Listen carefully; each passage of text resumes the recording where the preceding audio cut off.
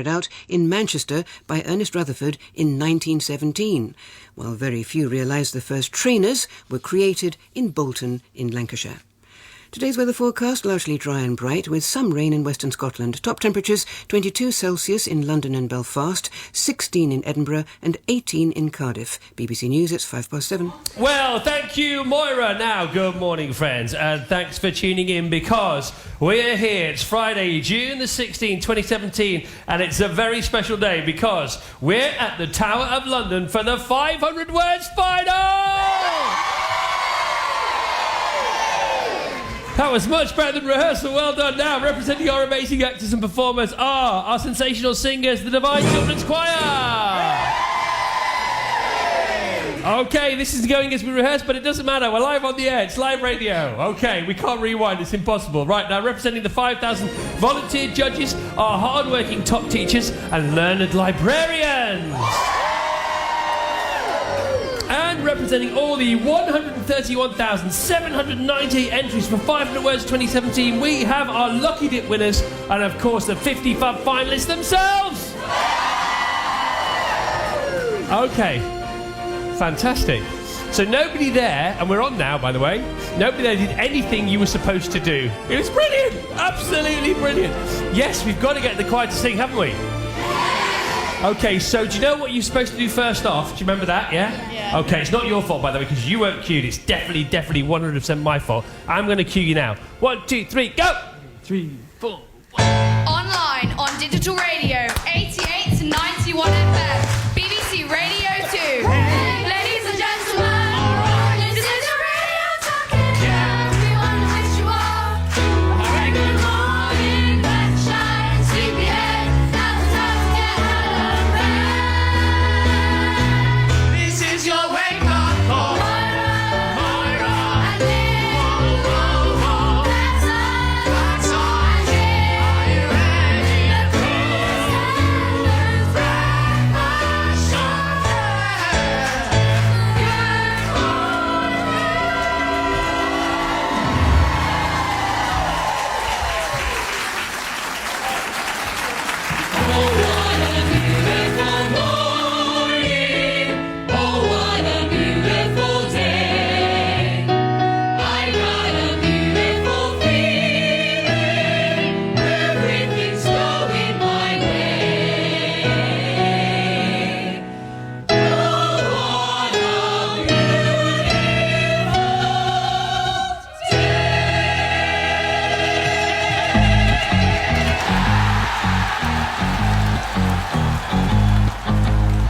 See the girl with the diamonds in her shoes. She walks around like she's got nothing to lose. Just she's a go-getter. She's everybody's type. She's a queen of the city, but she don't believe the hype. She's got her own elevation, holy motivation. So I wrote some letters on big goals. I got faith in you, baby. I got faith in you now. And you've been such a good friend to me. Oh, that I love you so high. I'm betting you, hallelujah. I got faith. See the boy with the Stevie Wonder swag. Ain't got a clue all the magic that he has. He's a go-getter. He's everybody's type. Wanna make him a mission, make him feel alright. He's a 12 on a 10 point, rocking out to his joint.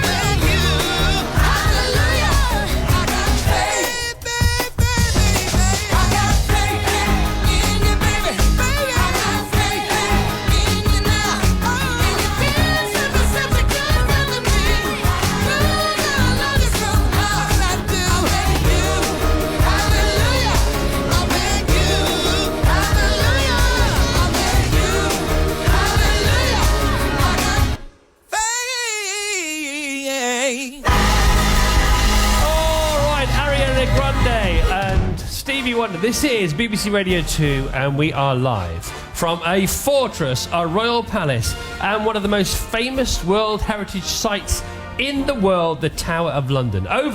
It's 951 years since 1078. There have been sensational stories of escapes, disappearances and ghosts. But last night, after the Beefeaters went to bed and the Ravens were locked away, the 500 Words team snuck in to create today's final. Starring our 6 superstar readers. John Bishop's gonna be here. Noma Duzwene is gonna be here as well. Come on, let's hear from Noma. Sir Derek Jacobi. David Suchet. Jenny Agata's going to be here. And David Williams is going to be here. Oh, David, they love you. Now, where's that pesky Vassos Alexander? Where's he now? That's not him, is he? Well, hello, Chris. Well, hello, Vassos. That is a suit of armour you're wearing. Yes, I was having a look around. Yes. And, well, I got a bit carried away. You did get and then carried I saw this. And you just wouldn't you? Now, this isn't from a fancy dress show. No, this is an actual suit of armour. How does it feel? It's brilliant. I want to run my next marathon in this. Okay. Well, good luck with that. So, and it fits you so well. I think it suits me as well. Okay, apparently you've been hanging out with some new friends. I have. Let me introduce to you Sigweird, the Elephant Keeper. Good morning, Mr. Vassos. It is the year 1255, and the Tower of London is home to a whole host of exotic animals. It is my job to take the polar bear fishing in the Thames, to muck out the elephant and look after the lions. In 600 years, this menagerie will become London Zoo. And now, boys and girls, be very careful, because I have a huge pile of food. Huge. And I'm not afraid to use it. So he has a bucket of elephant poo in case the kids get out of order. I think everyone should have a bucket of elephant. Yeah, in okay, case all the right, kids okay. get out Okay, of so order. behave. That's the big message today. Behave. Well, thank you, Vassos. Thank you, Chris. Have you got some more friends coming up I later? do. I think they're coming up later. Oh my God, I can't wait to meet them. Okay, it's very scary. Right, time for our first singing special guest. You ready to meet this guy? There he is over there. Okay, at the age of just 23, he's so annoying. He sold over 70 million records, played around the world to over 10 million fans with his band One Direction. But today, he's swapped the arenas and stadiums to play for us here, especially for us here. It's the one and only Niall Horan. Good morning, Niall! What about this place, eh? It's lovely, isn't it? It's fantastic. So, first of all, thank you very much for being here. Of course. Tower of London was they put the first spade in the ground in 1078, but this bit is their new extension. This is only 600 years old. This bit. Oh, really? So this is the new bit. Brand new, yeah. Okay, Nice and fresh. And how does it compare to other places you've played? It's just, yeah, it's very nice, isn't it? I've never played anywhere as old as this, so it's quite nice to be here, yeah. Okay. Who do you have with This you is today? Jerry, my drummer. Hi, mate. How are you? Very well. All right, we're going to play for us first now. Yes, I'm going to play my first single on my acoustic guitar and Jerry, called This Town. All right, pal. Thank you Cheers, very much.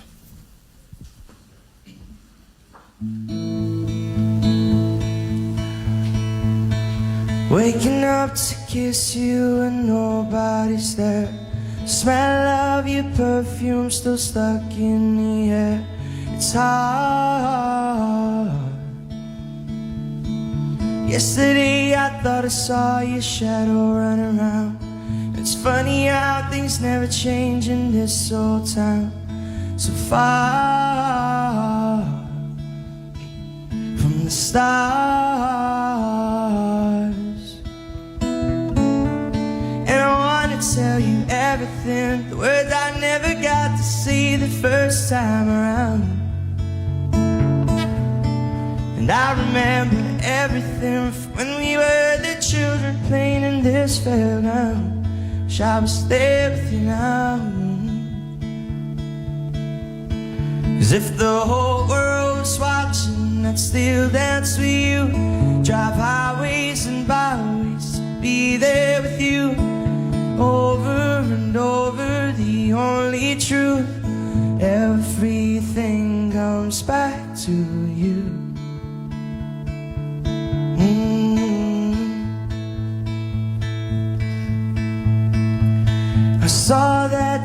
moved on with someone new. And the bird that we met, he's got his arms around you. It's so hard, so hard. And I wanna tell you everything, the words I never got to say the first time around. And I remember everything from when we were the children playing in this fairground. Wish I was there with you now. As if the whole world was watching, I'd still dance with you. Drive highways and byways to be there with you. Over and over, the only truth. Everything comes back to you. You still make me nervous when you walk in the room. Them butterflies, they come alive when I'm next to you. Over and over, the only truth. Everything comes back to you.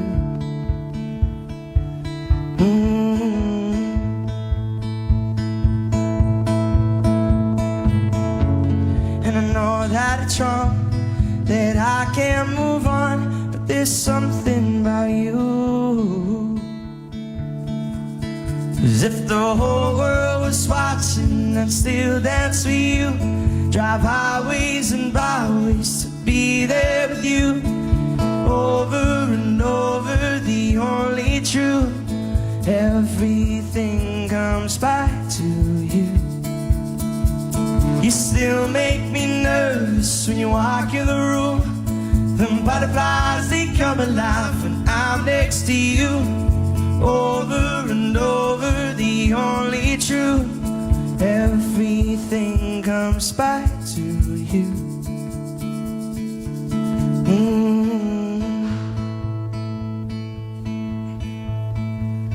Everything comes back to you.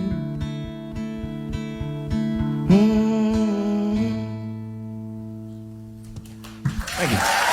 Wow, nice work.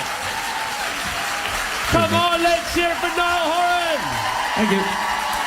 Very nice job, Niall. Very nice job. Will you play some more later for us? Will you play some more for us later? Say that again, sorry. Will you play some more for us? Yes, I'd love to. Yay! All right, so you know what we're up to. What are you up to? Please text us on 88291 and also our other normal lines of communication. Hello, Chris. A big hello from the Hyde family on the way to Tuscany. Woo! Yes, exactly. It's the boys' first ever trip on a plane. Love Delia and Martin and the boys, William 7, Oliver 6 and James 4. This is one very excited granny. She's a gangster granny, sitting up in bed with a cup of tea, listening to Radio 2, when normally I listen to Radio Northampton. Why? Because my granddaughter is a finalist and is at the Tower of London today, itching to meet the celebs. Granny is very excited too, says Rosie from Northampton. Is Rosie's granddaughter here? Can we see her anywhere? Where? Hello, what's your name? Lauren. Sorry? Lauren. Okay, who do you want to meet in particular? What about Niall? David Williams. David Williams. Sorry, Niall. No offence. Okay, I'll make that happen later. By the way, can you have a word with your granny about Radio Northampton? Yeah. Cheers. Thanks very much. All right. Perfect. Who have you got with you now? Vassos, stop this. Who's this geezer now? He might not look naughty, but he is. Please welcome Ranulph. Yes, make way. I am indeed Bishop Ranulph Lambard, Bishop of Durham, and not only that, I was the first prisoner here at the Tower of London. Not just the first prisoner, but also the first person to escape the Tower of London. Now, plenty of others have attempted it as well, using such methods as sedatives, or even one man who disguised himself as a woman. As for me, I got my guards drunk and then I abseiled out of the window. Simples. Another mention for David Williams there.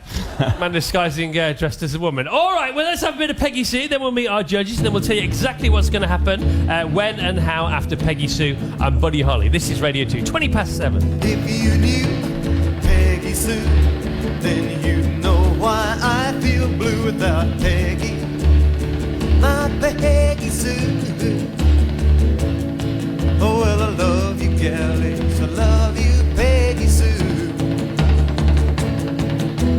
Peggy Sue, Peggy Sue. Oh, how my heart yearns for you, oh, Peggy, my Peggy Sue. Oh, well, I love you, gal, yes, I love you, Peggy Sue. Peggy Sue, Peggy Sue. Pretty, pretty, pretty, pretty Peggy Sue. Oh, oh, Peggy, my Peggy Sue. Oh, well, I love you, gal, and I need you, Peggy Sue. I love you, Peggy Sue, with a love so rare and true. Oh, Peggy, my Peggy Sue. Well, I love you, gal, I want you, Peggy Sue.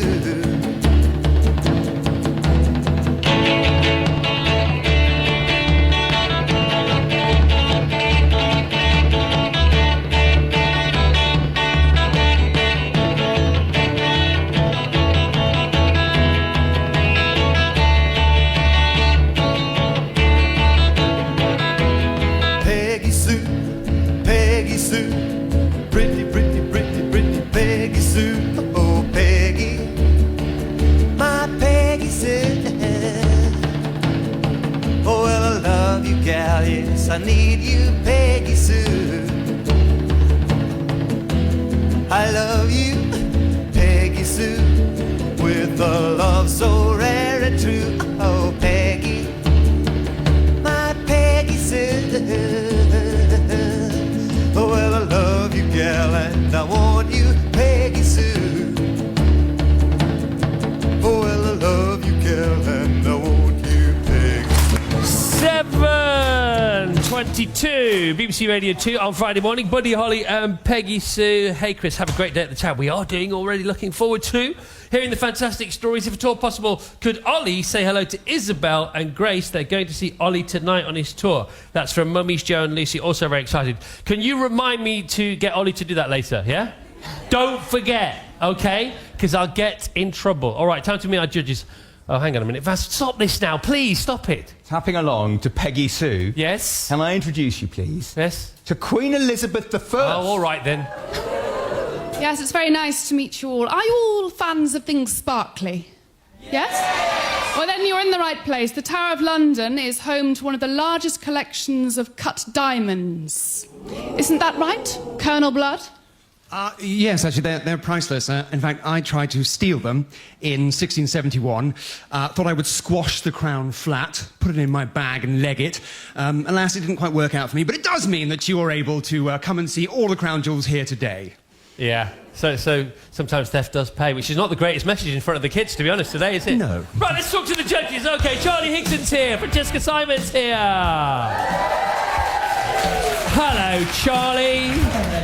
What do you have for us? What do you have to say to us this morning? Our shortlist has come far and wide for the Tower of London today. Amy Major, author of In the Moonlight, is our furthest flung, as she's travelled a whopping 480 miles from Dundonald in Northern Let's Ireland. hear it for Amy. It's too cranky, isn't it? Francesca Simon is here. Hi, Chris. It's a welcome back to Matthew Jordan, who came to the 500 Words final in 2014 as a guest and watched his brother Robert scoop silver. This time he's back as a top 50 finalist. OK, now, Charlie, what main differences did you sense this year compared to other entries? Well, every year it's very exciting. We get our package of the 50 final entries, Yeah. and there's always that feeling like, You guys are they are going to be worse this year? Is the standard going to drop off? Yeah. But the children of Great Britain never let us down. It just gets better every year. What about you, Francesca? What do you think? It's always one of the highlights of my year to read these 50 fantastic stories. It is just so much fun. They're so interesting, and every year they are very, very different. So congratulations to all of you here. Yeah. You've made it through over 100,000 entries. Well done, and what a special day we're having at the Tower of London. Now, where's the other two? Well, apparently they've called a sickie. Really? Yeah. So Both should of them we are not say hello well. to them? We should say, hope they get well soon. Or whatever else they might be Should we doing. mention their names? Yes, poor Mallory Blackman and poor Frank Cottrell Boyce are apparently languishing at home, you know, with sort of hot towels over their heads. So poor guys, we miss you. They've got the summer dreaded lurgy, everybody. That's what's going on there. All right, what's going on with the road? 7:26 on BBC Radio 2. Back to base now. Back to Wogan House Live with Lynn. Thanks, Chris. Glasgow police are dealing with an incident which has closed the A749 London Road between Greendyke Street and Kent Street. South of Oxford, accident near Milton. This one's closed the A4130. It's closed both ways between Didcot and the A34 interchange. Got an accident on the M25, just been cleared though. Anti-clockwise, still a bit busy. 19 to 18, Watford to Chorleywood. Vehicle fire means you can't leave the M25 at junction 30 to get onto the A13 to travel west. So that would be towards London. And an overturned vehicle on the M5. It's southbound, junction 10 to 11. Cheltenham through to Gloucester. You've got one lane closed. I'll be back with more in about half an hour. God bless you, Lynn. We've just heard, by the way, from Frank and Mallory. They're not ill. They've won the lottery and they've run off together. All right, here's Take That Now, New Day.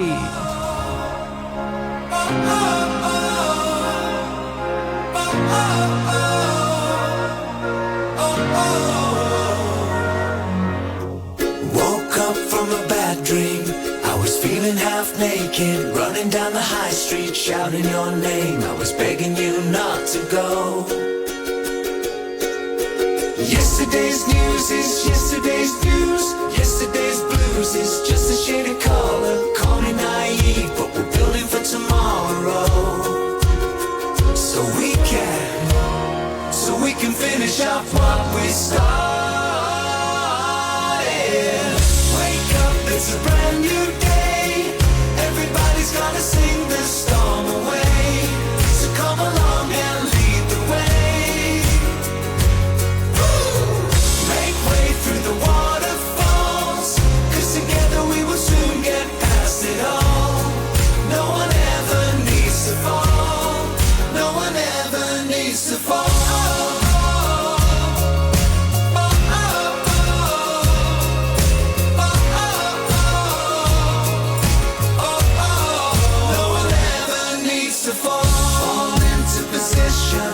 One final frontier till we make it to the station. Heading up to Zion, listen to the radio. Too much to regret yet. Still I'm a mon ami, I'm not a multitasker. Talking revolution, I talk about you all the time. Wake up, it's a brand new day. Everybody's gonna sing the storm away. Come along and lead the way. So come along and lead the way. Make way through the waterfalls, 'cause together we will soon get past it all. No one ever needs to fall. No one ever needs to fall. We can lose it all tonight. We can make it out alive. If we can give it all the time, we can finish off what we started. Wake up, it's a brand new day. Everybody's gonna sing the storm away. So come along and lead the way. So come along and lead the way. Make way through the waterfalls, 'cause together we will soon get past it all. No one ever needs to fall. No one ever needs to fall. Take That, New Day on BBC Radio 2 as we are live from the Tower of London for the 500 Words Final!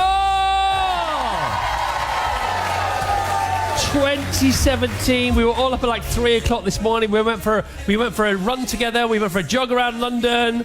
We had this running sightseeing tour. We had ice cream at 5 o'clock in the morning. It was off the charts. Already off the charts. Right now, Amy, who's travelled furthest to be here today from Northern Ireland, over 400 miles, is going to get involved in a bit of presenting now. You are a finalist, aren't you, Amy? Yeah. Okay. Now let's say hello to your dad. Your dad's called Peter. Yeah. What did Peter just come on stage and do? took my bag. It says, take your bag off, love, for heaven's sake. All right.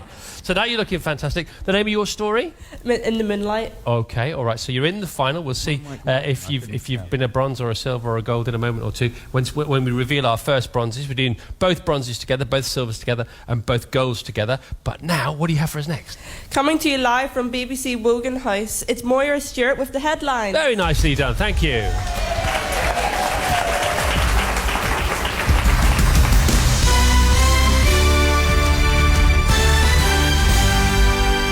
Many thanks. BBC News. Police have warned they may never be able to identify all those who died in the fire that engulfed Grenfell Tower in West London in the early hours of Wednesday morning. So far, 17 bodies have been found. The Prime Minister is facing criticism for not meeting residents when she visited the scene of the fire yesterday. The former Conservative Cabinet Minister, Michael Portillo, said she wanted an entirely controlled situation in which she didn't use her humanity. British security officials believe that hackers in North Korea were behind the cyber attack that crippled parts of the NHS last month. The hackers are thought to have been attempting to make money by demanding a ransom, but didn't predict the extent to which the computer virus would spread. The Duke of York has sounded a positive note about Britain's trading prospects after Brexit.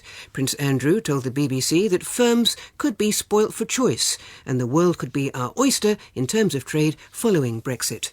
Today's weather forecast, dry with sunny spells in southern Britain, mostly cloudy elsewhere with patchy rain and drizzle in western Scotland. Those are the BBC headlines. Our next news at 8 o'clock. All right, thank you so much, Moira. So we are here live in the Tower of London for the 500 Words Final 2017, and we couldn't be more excited. So this year we're going to do it a little differently to the last few years. We're going to have both the bronze winners together. We're going to announce the winners, then we're going to read the stories, and we're going to do the same for the silver, and then we're going to do the same for the gold. And somewhere in amongst all that, the Duchess of Cornwall will be here, ladies and gentlemen. The future Queen, by the way. That's all from the future Queen. We go back to our king of singing this morning. The first cab off the rank. Here he is. He just jumped back on stage. I think he went for a wee. Anyway, from Elephant Poo to Niles Wee. Anyway, sorry. Really must up the tone here. Now, what are you going to play for us next, my friend? I'm going to play an old song by an Irish band called Thin Lizzy, called... All the parents are like, and it's called Dancing in the Moonlight.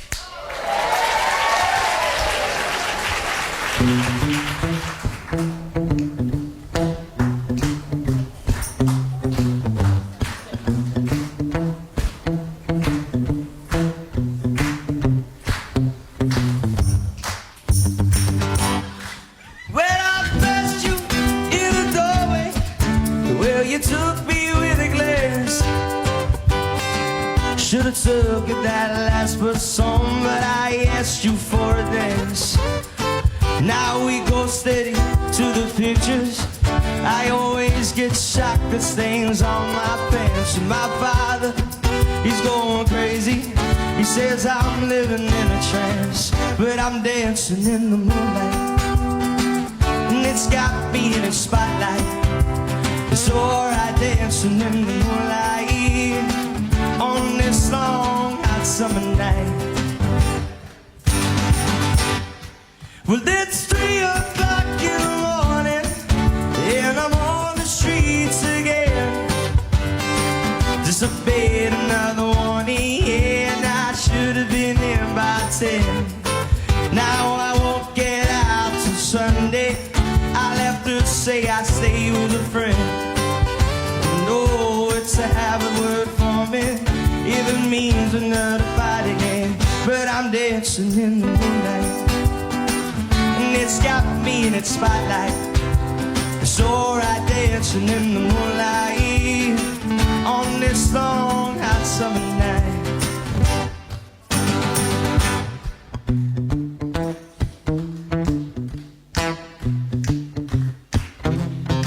And I'm walking home. Last verse is long gone,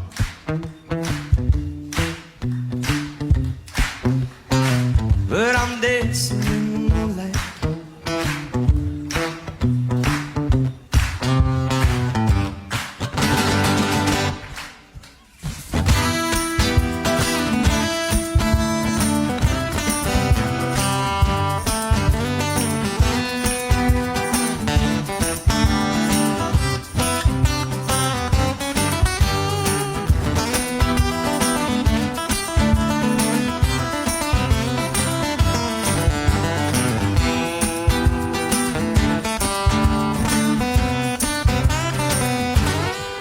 dancing in the moonlight, and it's got me in its spotlight. It's alright dancing in the moonlight on this long hot summer night. Yeah, I'm dancing in the moonlight, and it's got me in its spotlight. It's alright dancing in the moonlight on this long hot summer night. Thank you. Yes! All right, Niall, all right. Niall Horan, come on! What a superstar. They said he was, and he is.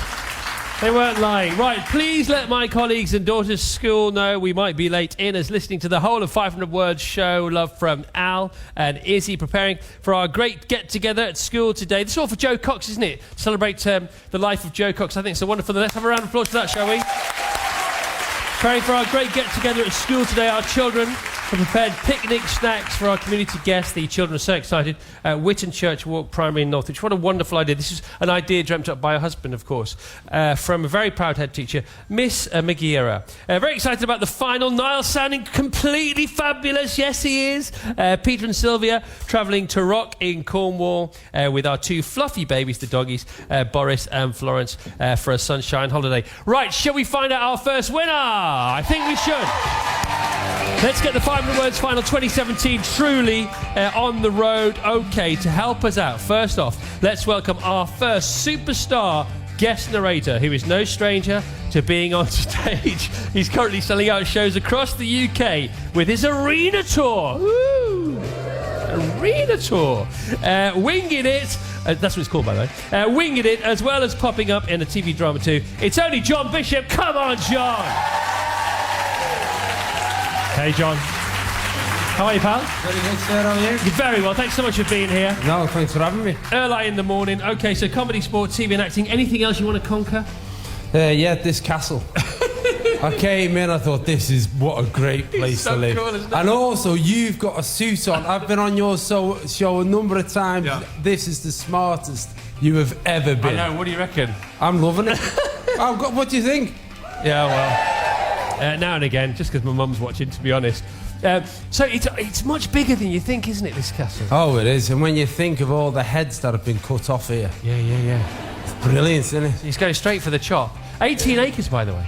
18 acres? 18 acres. It's like a little town. You're like an estate agent. You've turned into an estate agent. Yeah, well, you can afford to buy it nowadays, can't you? Anyway, so the tour's going well? Yeah, no, it's good. And you are truly winging it, are you? I am. I'm doing the warm-up gigs at the moment, and I'm loving it. I'm enjoying it, doing the smaller venues and building up to the arenas. The whole tour is sold out, apart from the Isle of Man.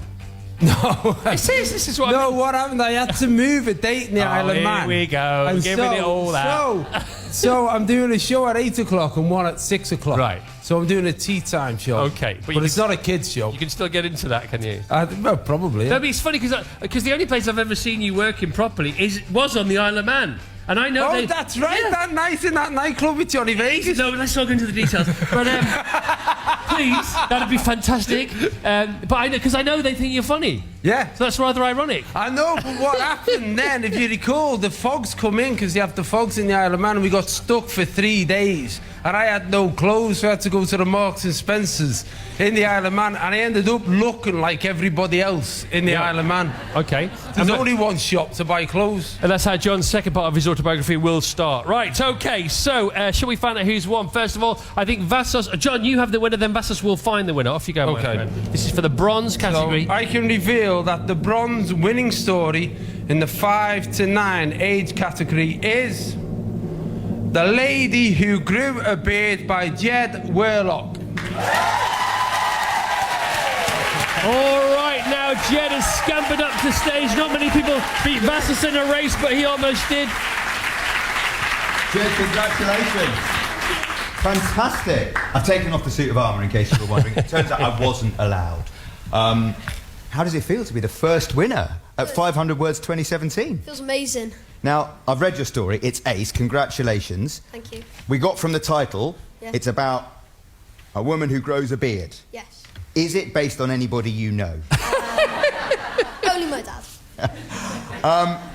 Would you like to introduce... So anybody who wins, you're going to get to introduce your superstar reader, if you'd like to, with your story. Are you ready to do that? I've written it all down for you. Here you go. Do you want to read that out?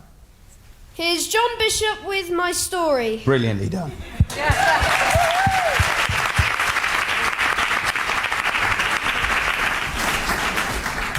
Brilliant by Niall, singing a song by Thin Lizzy from Ireland, because this is a story about a woman from Ireland called Lizzie.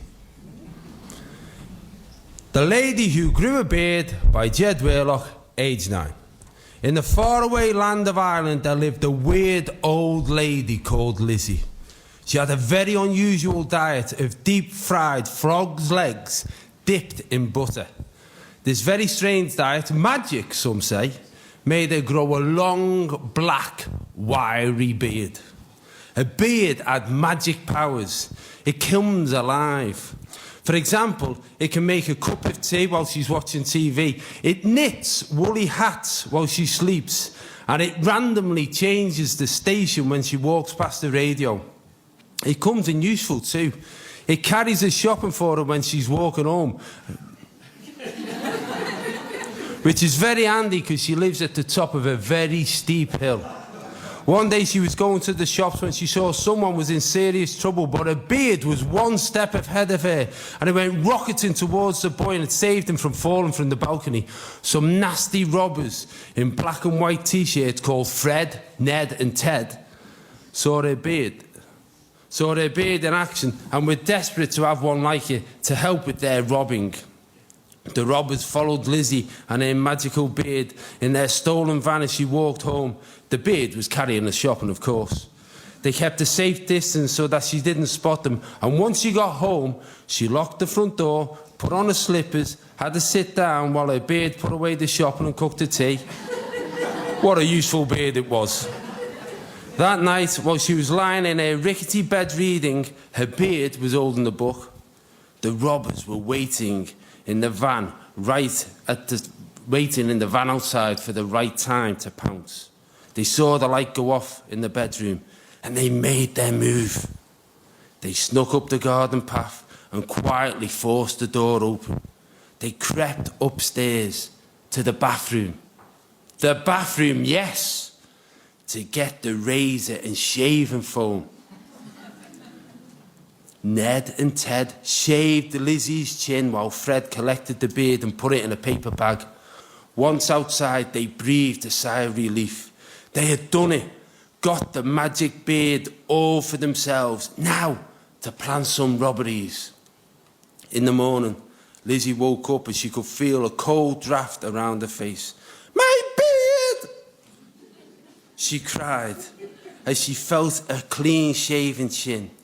She felt quite sad that it had gone, but she knew in a couple of days it would grow back as long as she stuck to a special diet of frogs, legs and butter. She turned on the radio, no beard to do it for her, and caught the end of the local news flash. 3 men in stripy tops had been found strangled in a van in mysterious circumstances. There were no signs of a struggle, and all that was found in the van, apart from the 3 men, was a paper bag with a few long, black, wiry hairs in it. Yes! Well done! Well done, Jed. Lovely. Beautiful read from John Bishop there, wasn't it? Thank you, John. Thank you so much. OK, so that's the bronze 5 to 9. Coming up, the bronze 10 to 13. But now here's Niall Horan with his brand new single, Slow Hand. Here we go, Niall Horan!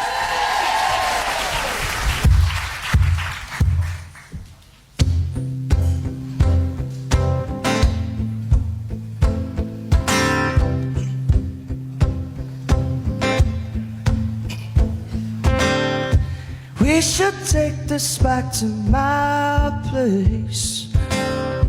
That's what she said right to my face. 'Cause I want you back. Yeah, I want you, baby.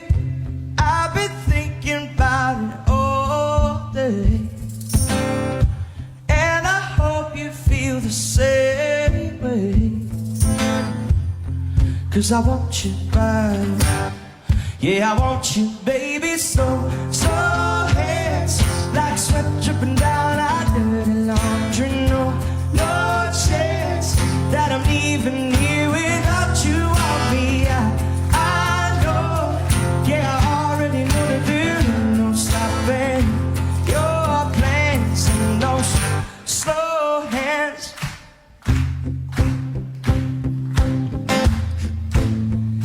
Slow hands.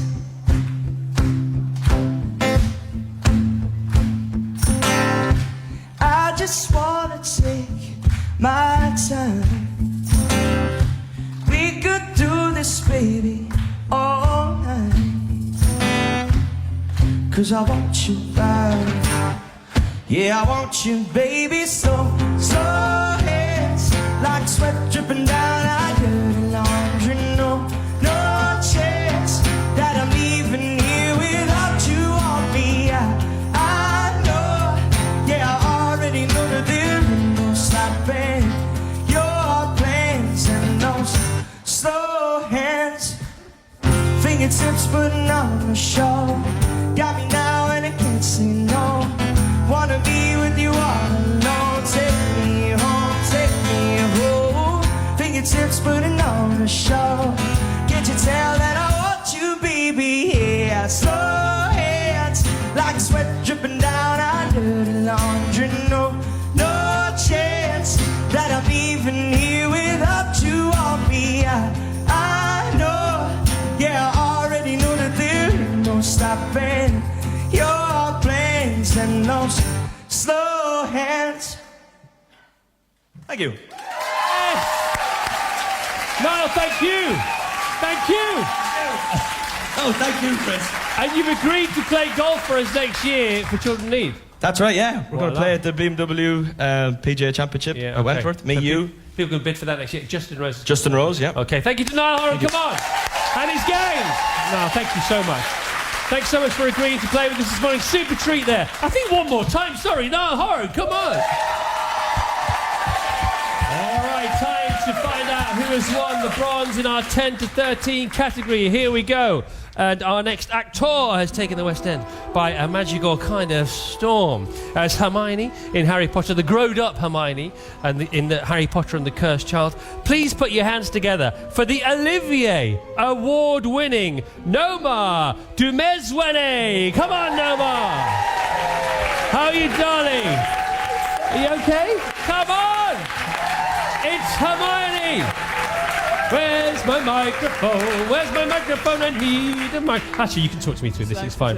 So obviously you're an actress. You love your books. I love my books. Okay, come on. What kind of genre do you like? What kind of? Well, I met the Harry Potter books when I was in my 20s because I was a bit old when they first came out, and I fell in love with them a lot.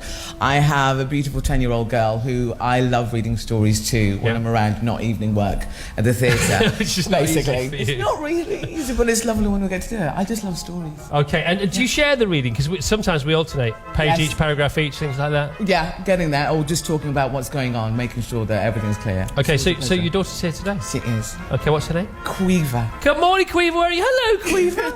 Wow, you look so cool. Does she like David Williams? I don't think she knows who David Williams is. Just say yes, please. He'll be very. Just say He might storm out. Just yes. Okay, we'll take Yes. it. All right. Can you please reveal today's 10 to 13 bronze winner? Thank you. I can reveal that the bronze winning story in the 10 to 13 age category is My Saviour by Evie McKean. Evie McKean! Vassos is with Evie now somewhere. Don't worry, Evie, I'll come to you. You stay there. Congratulations. So we're about to hear Noma read your story to millions and millions and millions of people. What would you like to say to all those people about your story? Did you enjoy writing it? Yeah. So what were you thinking when you sat down to write the story? Well, we recently boarded a guide dog called Ramper, and I wanted to write it about him. Oh. What sort of dog is Ramper, he or she? He's a he, and he's a black lab. Oh, I've got a black lab. They're wonderful, aren't they? Yeah. How old's Ramper? About a year. Now, would you like to introduce Noma to read your story and everyone can find out about Ramper? Here's Noma Dumezwene. with my story. Brilliantly done. Noma.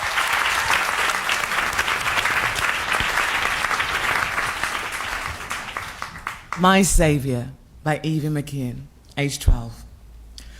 Hope. One word, 4 letters. That is all I needed. The velvet coat, which I have been told is a beautiful raven black, guides me. I feel its wet button nose against my hand. It seems only yesterday everything went. It was so hard to acknowledge my flaw and survive alone in the darkness. Yet I wasn't alone. I longed to see lush lime strands of grass, delicately splattered with dewdrops again, the lulling sea glistening in the golden sun once more, and most of all, watch my bubbly baby brother grow older. I can only hear his shrill screams, not see the smiles and his azure blue eyes sparkle. His cheeks are so soft, yet his fingers are so wrinkly. He squeezes my thumbs and seizes my hand in an attempt for me to stay by him. I had no choice. Force couldn't stop my future. My glasses mask the truth. They hide everything. The doctors said nothing could be done, that it was gone forever. Mum put my name on the list as soon as possible, but number 367 was all she came back with. 367 more people with a condition like mine. 367 more people to help before me. I waited a year, growing more desperate by the day. But last month, I was informed of a match, and that Ramper would come soon. His warm breath heated my frozen fingers. His rough, slimy tongue licked my scratches and cuts, and I knew then that I would love him forever. On my first walk, I stumbled a bit, but I soon found my feet, and Ramper's strong, supportive body helped me steady myself. I was petrified when he was going to help me cross my first busy road. My heart was in his paws, and I had dragons in my tummy, not butterflies. Ramper got on well with my family too. Although he was somewhat intrigued by my wriggly brother, Matthew, crawling around on all fours just like him.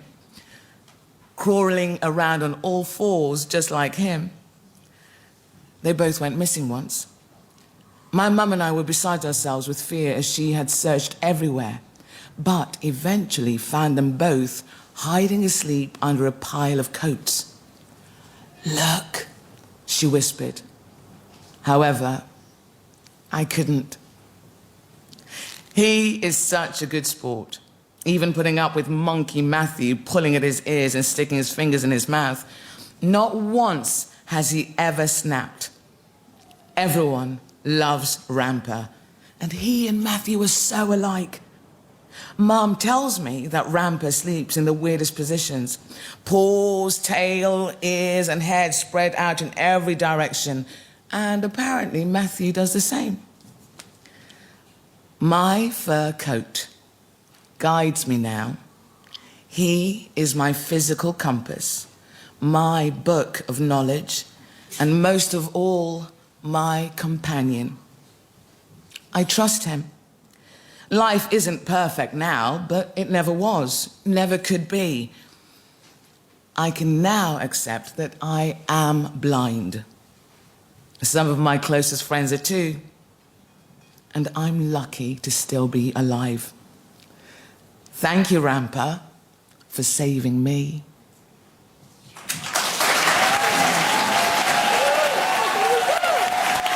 That was amazing. What a that's the bronze winner, by the way. Still to come the silver and the gold. Well done, Evie. Beautifully read. Oh, how much did that story come alive then? It's gorgeous. Oh, what did we throw that with? How about Justin Bieber? Yeah. When you need him. Well. Thank you.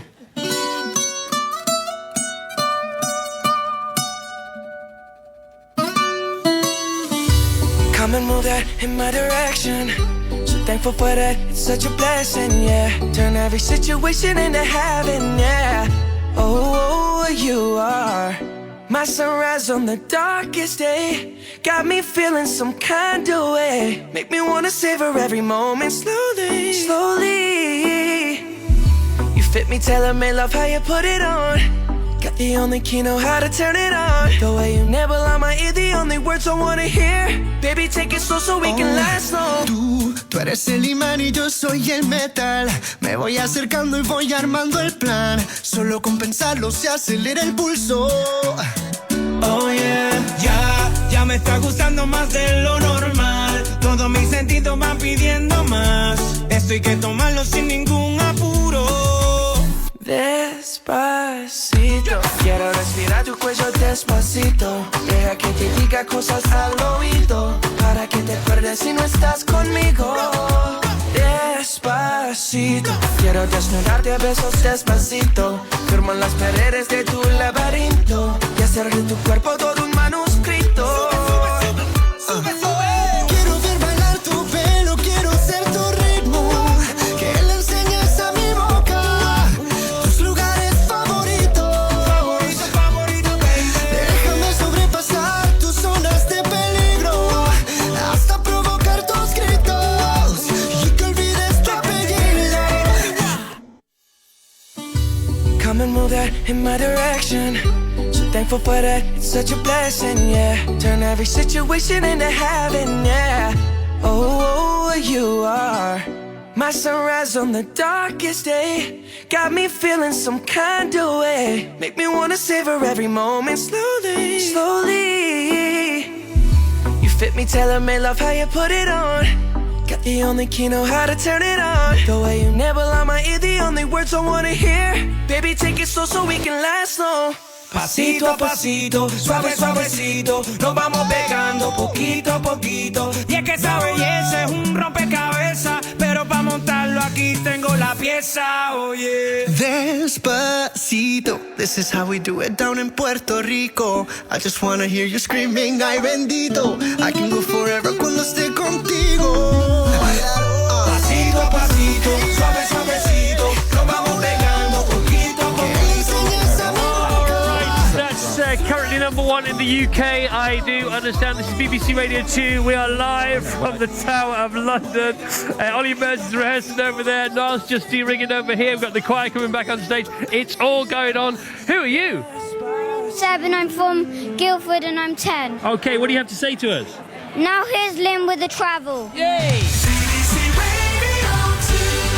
Thank you very much. At Glasgow, the police are dealing with an incident which has closed the A749 London Road between Greendyke Street and Kent Street. Broken down lorry on the M60. This one's anti-clockwise between junction 14 and 13, the M61 through to Worsley. That has closed one lane. If you are south of Oxford, there's an accident near Milton. Now, this one's closed the A4130. It's closed it in both directions between Didcot and the interchange with the A34. If you're heading into London, we've got a bit of a delay on the M11. There's a broken down lorry. It's blocked a lane southbound after the M25 at Junction 6, but before Junction 5 at Loughton. Vehicle fire means you can't leave the M25 at Junction 30 to get onto the A13 to travel west, so that's towards London. M4, 3 lanes blocked. It's an overturned car. This is westbound between Junction 4 Heathrow and 4B, the M25. Traffic is managing to get by slowly on lane 4, but Dave says the queues are reaching back to Junction 3. Overturned vehicle on the M5. This one's southbound, 10 to 11. Cheltenham through to Gloucester. One lane closed. Back with more in about half an hour. All right, Ollie Mers is smiling. Ollie's in the house. He's very happy to be here. We're very happy to have him here. Coming back with Ollie Mers and also Sir Derek Jacobi on the final of the 500 Words 2017, live from the Tower of London. This is BBC Radio 2. We're online, on digital radio and on 88 to 91 FM. It's Friday morning. Here's Maura with the 8 o'clock news.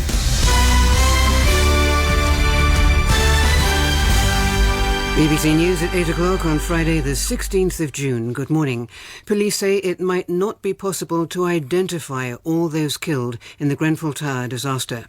The government said it's launched an emergency fire review to check whether other tower blocks might be at risk. And North Korea has been blamed for the cyber attacks which disrupted the NHS last month. Police investigating the Grenfell Tower disaster say it's possible that not everyone who died in the West London block may be identified. They said the search could take months and they hope the number of dead wouldn't reach triple figures. It's known that 17 people have died, but our correspondent Andy Moore, who's at the scene, says that number is expected to rise. We know there were 6 bodies found around the base of the building. There's another 11 bodies that are still in the tower block that haven't been recovered. On top of that, we have the list of the dead and the missing, which numbers probably something more than 60. The BBC understands from talking to relatives, from people searching for news about people on Facebook, we've got a list of something like 60 names. There might be other people unnamed on top of that. There are claims that the cladding used on the Grenfell Tower contributed to the speed of the blaze. It isn't known how many other tower blocks have used the same material. The Community Secretary, Sajid Javid, said he would do whatever it takes to make sure buildings were safe and had ordered an emergency review of similar blocks. This emergency review of similar buildings is starting now. It's going to happen right away. But what's going to inform that is the first results from the fire investigation report. There's already a police investigation going on. The fire investigation is going on alongside that. But we do need to listen to the fire investigators, and they tell us and everyone who is concerned about this exactly what needs to be done. The Prime Minister is facing criticism that she didn't speak to survivors when she visited the scene yesterday. Defending her, Mr Javid said she had gone there to see whether the operation could be improved. But the former Conservative Cabinet Minister, Michael Portillo, is unimpressed with Mrs May. Alas, Mrs May was what she's been for the last 5 or 6 weeks. That is to say, she wanted an entirely controlled situation in which she didn't use her humanity. So she met in private with the emergency services, a good thing to do, no doubt, but she should have been there with the residents, which is what Jeremy Corbyn was. The X Factor creator and music producer Simon Cowell says he hopes to help those caught up in the Grenfell Tower fire by releasing a charity single. He said he'd been heartbroken by footage of the disaster. In other news, British security officials believe that hackers in North Korea were behind the cyber attack that crippled parts of the NHS last month. The hackers are thought to have been attempting to make money by demanding a ransom, but didn't predict the extent to which the computer virus would spread. Here's our security correspondent, Gordon Carrera. Britain's National Cyber Security Centre led the international investigation, and security sources have told the BBC that the centre believes that a North Korean-based hacking group known as Lazarus launched the attack. The same group is believed to have targeted Sony Pictures after it planned to release a film involving the North Korean leader. The ransomware last month did not target Britain or the NHS specifically, and may well have been a money-making scheme that got out of control, particularly since the hackers have not yet retrieved any of the ransom money that's been paid into the accounts. A second soldier has died after he was wounded in an incident involving a tank at an army firing range in Castle Martin in Pembrokeshire on Wednesday. Both victims were from the Royal Tank Regiment. Research by Historic England suggests many people mistakenly believe that some of the country's greatest achievements happened abroad. As our correspondent Colin Patterson reports, it's launching a new campaign to boost people's knowledge.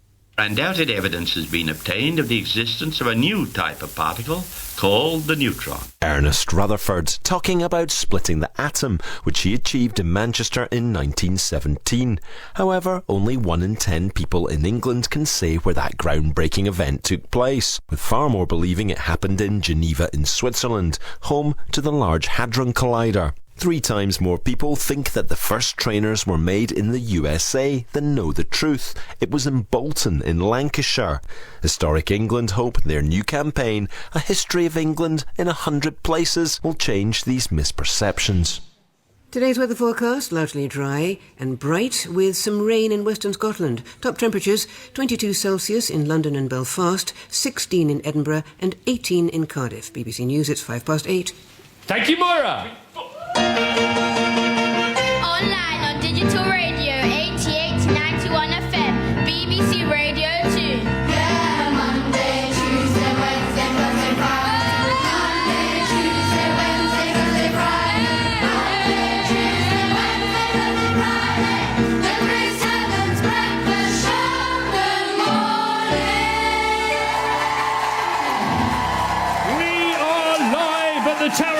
For the 500 words final, only 40 minutes away from meeting Her Royal Highness the Duchess of Cornwall.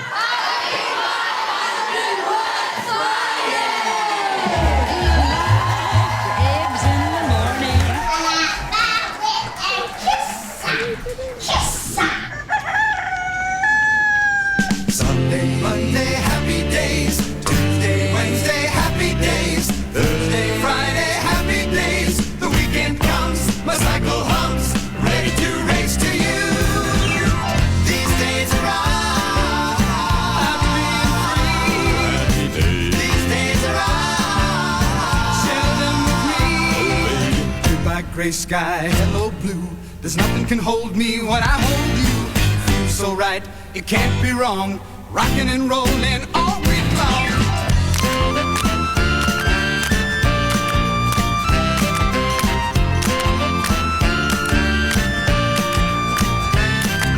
Sunday, Monday, happy days. Tuesday, Wednesday, happy days. Thursday, Friday, happy days. Saturday, what a day.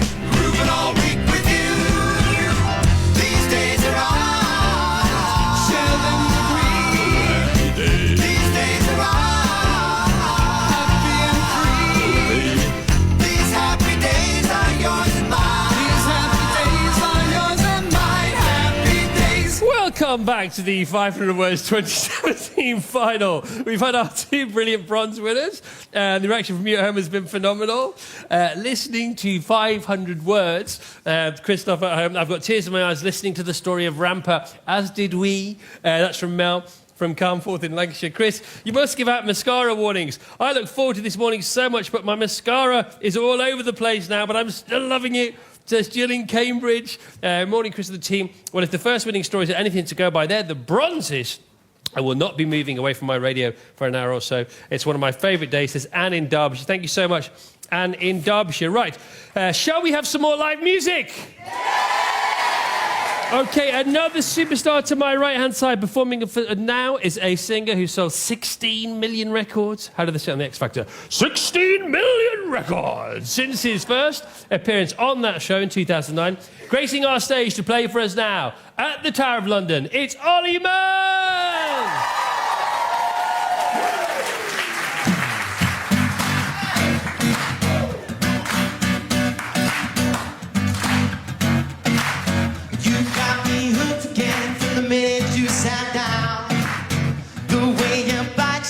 Got my head spinning around. After a drink or two, I was putty in your hands. I don't know if I had the chance to stand. Oh, trouble, troublemaker, that's your middle name. Oh, I know you know good, but you're stuck in my brain. And I wanna know, why does it feel so good but hurt so bad? Oh, my mind keeps saying, run as troublemaker, I say I'm done, but then you pull me back. I swear you're giving me a troublemaker. It's like you're always there in the corners of my mind. Oh, I see your silhouette every time I close my eyes. There must be poison in those fingertips of yours, ladies, 'cause I keep coming back again for more. Oh, troublemaker, that's your middle name.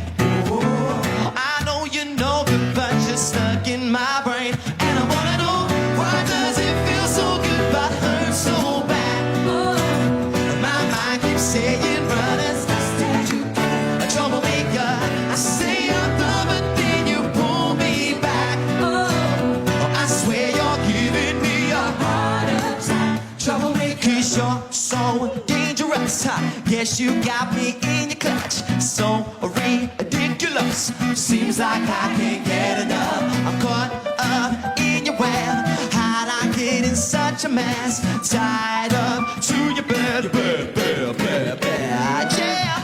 Why does it feel so good but hurt so bad? Oh, my mind keeps saying, run as fast as you can. A troublemaker, I see I'm done, but then you pull me back. Oh, I swear you're giving me a heart attack. A troublemaker, why does it feel so good but hurt so bad? Oh,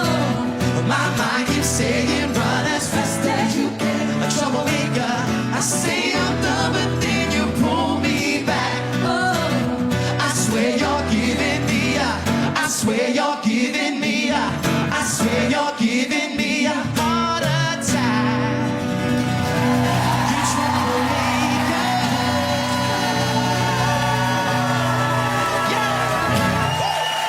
You Ollie, superstar Ollie. So you're playing here this morning, all of the Tower of London. Where are you playing tonight? Yes, I am indeed. I'm very, very excited, but more excited that I'm here right now on Radio 2. Good, good. But you're on tour, so you got... was it Western Burt you're playing tonight? Yeah, Western Burt tonight. Yeah, I'm really excited to be on tour at the moment. It's brilliant. So, all right, Western Burt, Wrexham, at the end of June. July, we're looking at York and Kent. Racecourse in York, that'll be a good night out. Dublin, Scarborough, the Open Air Theatre, Northampton. Now, you brought another special guest with you for later, haven't you? I have indeed. Who's this? The amazing Louisa Johnson. Come on, Louisa Johnson! And you've been working properly together, not just messing about. No, we've got a song out at the moment, Unpredictable, which we're going to sing a little bit later. And no, it's been brilliant. She's fantastic, and yeah, we're enjoying working together. It's been all great. right. So short songs really are short stories within themselves. Have you got any tips for us?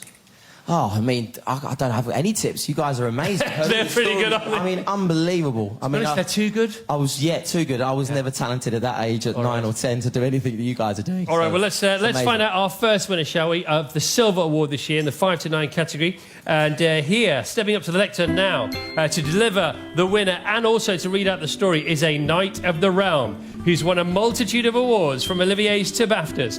He starred in some amazing movies, from Gladiator to The King's Speech, and he's even lent his voice to BBC's In the Night Garden. Oh. It's the delightful Sir Derek Jacobi. Good morning, Sir Derek! How are you, pal? Good morning. I'm very well. I'm delighted to be here. We used to see each other in the Chinese, didn't we? We did indeed. We were neighbours, weren't we? Yes.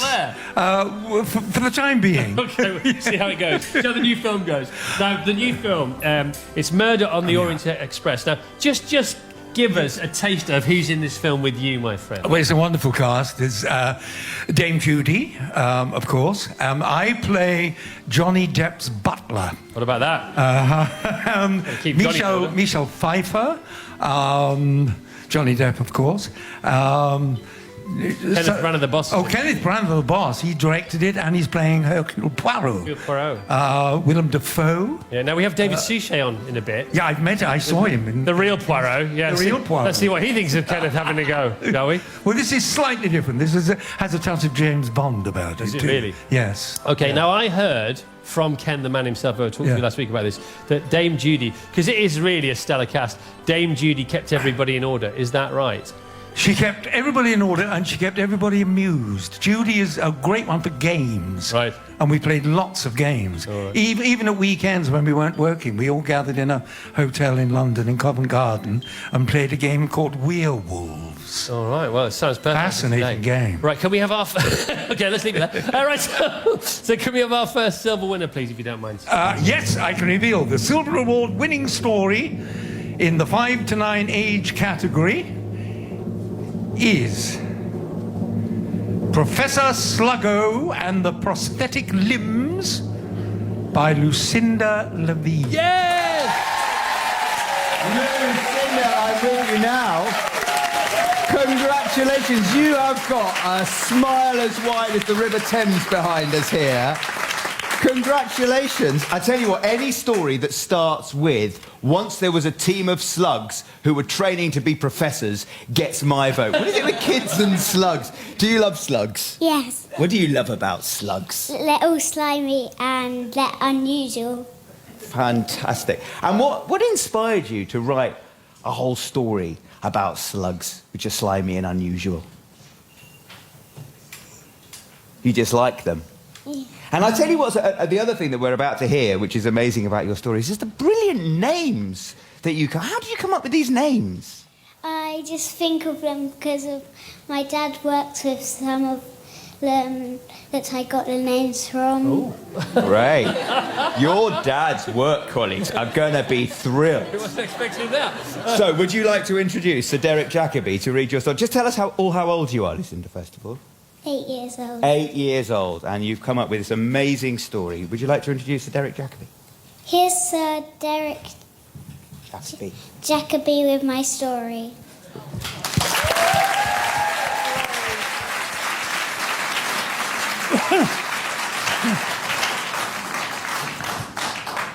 Professor Sluggo and the Prosthetic Limbs by Lucinda Levine, aged 8.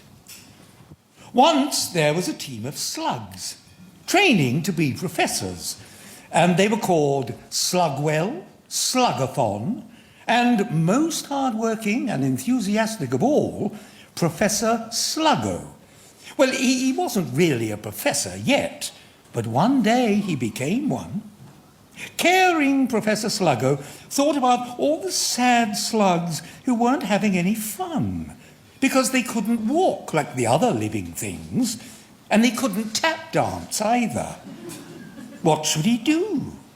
Then he had an amazing idea. If he could make prosthetic legs, then everyone would be happy, including himself, even though he didn't like tap dancing. If only a human could help. But who?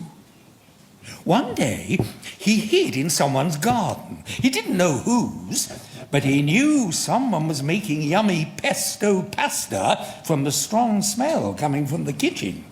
He slowly crawled onto a basil leaf without anyone noticing.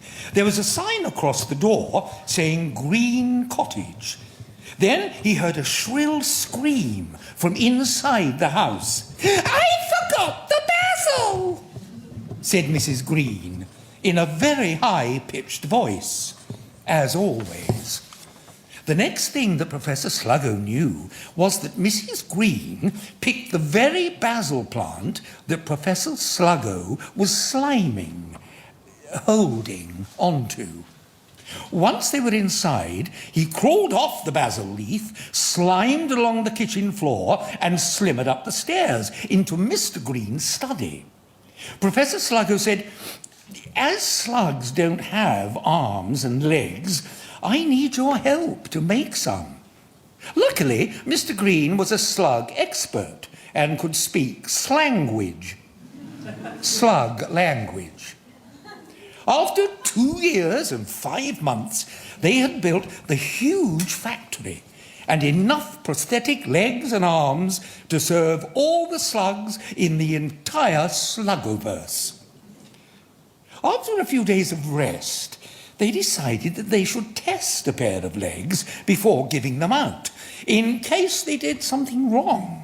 So they sent out a letter to a random postcode, Slug 314, that said, "To Master, Miss, Mr. and Mrs., please come to the prosthetic leg and arm factory at Slug 124. Soon, a family came and they introduced themselves. The mum slug was called Sluggabeth. Her husband was Sluggington. And they had 2 children, a boy called Slugoo and his sister, Sluggerella. Professor Sluggo asked, "Which one of you is going to try the prosthetic legs?" Brave little Slugoo stood up and said, "Me, please. Me, please," in a shy, quiet voice. They tried the legs on him, and they worked beautifully. He felt really special to be the first slug ever to walk. After 2 days, they sent out the legs to everyone in the Sluggoverse. Then, after a few weeks, slugs started running around with legs and arms, and they were having so much fun. All the friends, Sluggington, Sluggabeth, Sluggerella, Slugoo, Slugwell, Slugathon, Professor Sluggo, Mr. and Mrs. Green, met together and had a party where they tap danced all day. And they all became professors because they were famous now. The worms were jealous.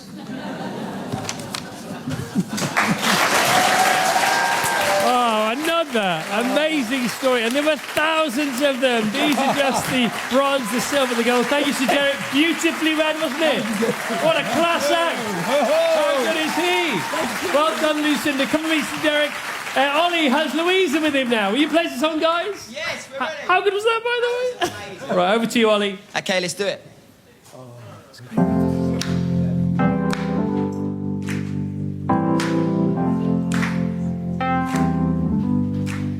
I'm sick, I like it.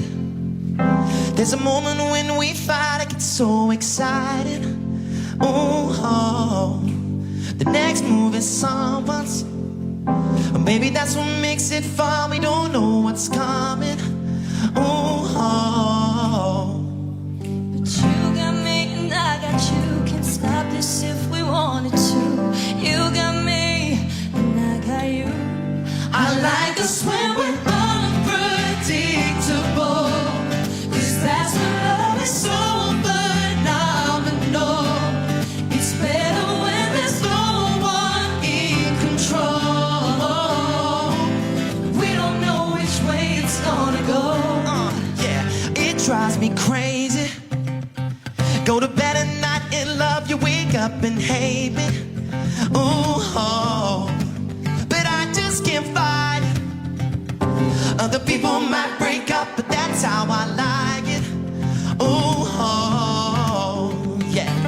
You got me and I got you. It's enough for us to make it through. You got me and I got you. I like us when we're unpredictable, 'cause that's when love is so phenomenal. It's better when there's no one in control. But we don't know which way it's gonna go. We're better when we're unpredictable, 'cause that's when love is so phenomenal. It's harder when there's no one in control. But we don't know which way it's gonna go. We could do this a million ways every day. I'll never get tired. I know you like it. I'm seeing that expression that's on your face, on your face. I know you really love it when we're unpredictable, 'cause that's when love is so phenomenal. It's better when there's no one in control. And we don't know which way it's gonna go. I like us when we're unpredictable, 'cause that's when love is so phenomenal. It's better when there's no one in control. We don't know which way it's gonna go. Which way it's gonna go. Unpredictable.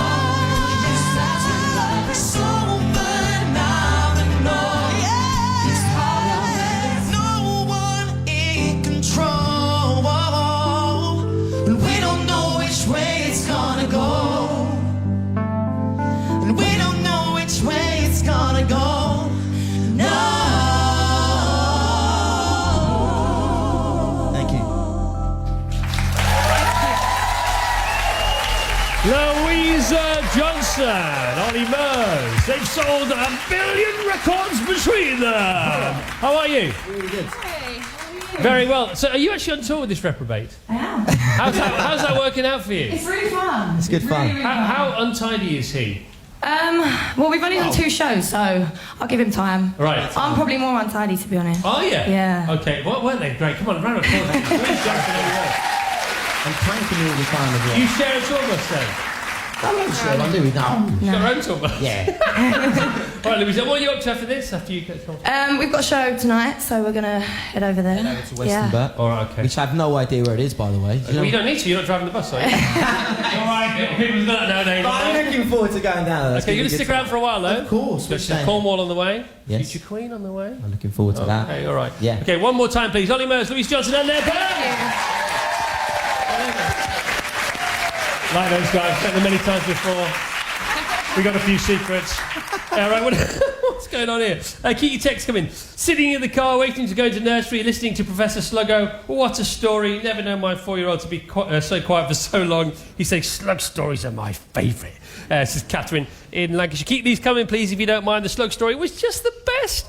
It made me stop and sit, so I didn't miss what happened. Brilliant, says Jane in Burnham. 500 words is the perfect distraction that I needed at the moment. Thank you so much. These stories are amazing in their imagination and inspiration, says Annie in Nottingham. And Dwayne in Horsham says, hello, Chris. Listening with my kids, Isabel and William, in the car on the way to school. We're all loving this morning's show. Inspiring entries next year. Such unbelievable entries this year. So say all of us. 8:26. This is BBC Radio 2. We are live from the Tower of London for the 500 Words Final 2017. We have the 10 to 13 silver winners still to come, and both gold winners and the Duchess of Cornwall. Our honorary judge will be here, but now we have the Queen of Travel back in London. Here's Lynn. Thank you very much, Chris. Broken down lorry on the M60. It's clockwise. It's between junction 13 and 14. That's Worsley to the M61. One lane is closed. Also an accident reported on the M1 if you're travelling south. Very near to junction 39, Wakefield. Big thanks to Stormbringer for warning about that one. Just the one lane closed. South of Oxford, accident near Milton. This one's blocked off the A4130, both directions between Didcot and the A34 at the interchange there. Into London, you've got a delay on the M11. It's because there's a broken down lorry southbound between junction 6 and 5, the M25 through to Loughton. Vehicle fire means you can't leave the M25 at junction 30 to get onto the A13 to travel west. M4, the overturned car still there on the westbound side between junction 4 and 4B, Heathrow to the M25. Now just one lane closed, but the queues are beyond junction 3 back to Heston Services. Overturned vehicle on the M5, this one southbound, junction 10 to 11, Cheltenham to Gloucester. One lane closed. There are quite long queues on the approach. Looking at the trains, Great Western Railway and cross-country services between Didcot Parkway and Oxford, they've been suspended following an accident. And ferry news, all sailings cancelled on Calmac between Ardrossan and Campbelltown. That's because they've got a technical problem. I'll be back with more in about half an hour. All right, thank you so much, Ollie. Stop chatting the mums up. I can't help it. Well, you have to. All right, OK. Let's get to the news now. What song do we have? Yeah, a bit of Jackie Wilson, a bit of Reed Petit, a bit of a party song in the Tower of London. Here we go. Well, look at that, look at that, look at that, look at that. Ooh, we look at that, look at that, look at that. Ooh, we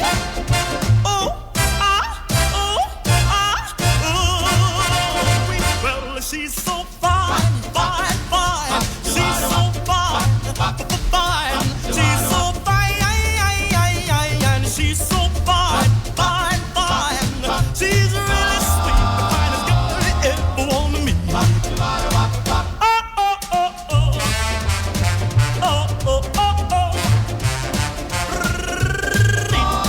The finest girl you ever want to meet.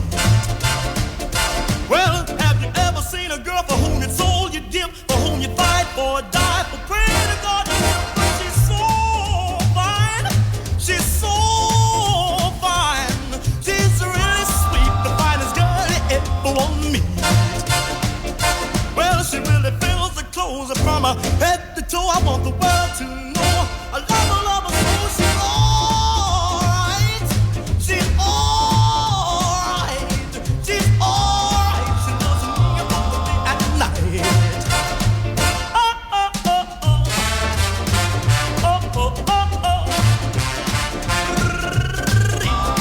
The finest girl you ever want to meet.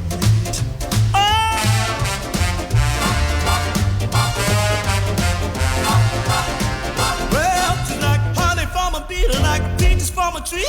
I love her, need her. She means so much to me. She's alright. She's got what it takes. She's got what it takes, and with me she's really raised. Well, now she's my cutie, my tutti frutti, my heart, my love, my bathing beauty. She's You're right. alright. She's got just what it takes. She's got what it takes, and with me she'll really raise.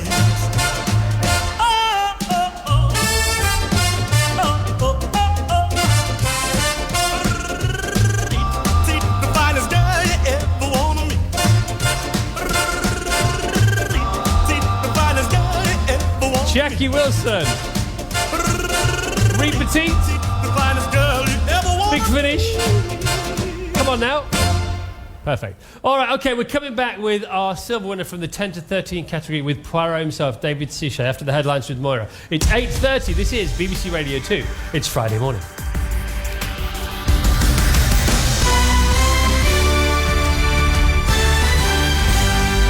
BBC News. Police have warned that they may never be able to identify all those who died in the fire that engulfed Grenfell Tower in West London in the early hours of Wednesday morning. The emergency services will spend a third day searching the charred remains of the block for bodies. The Communities Secretary, Sajid Javid, has defended the Prime Minister's decision not to meet survivors of the disaster when she travelled to the scene. He said she'd gone there to see whether the operation could be improved.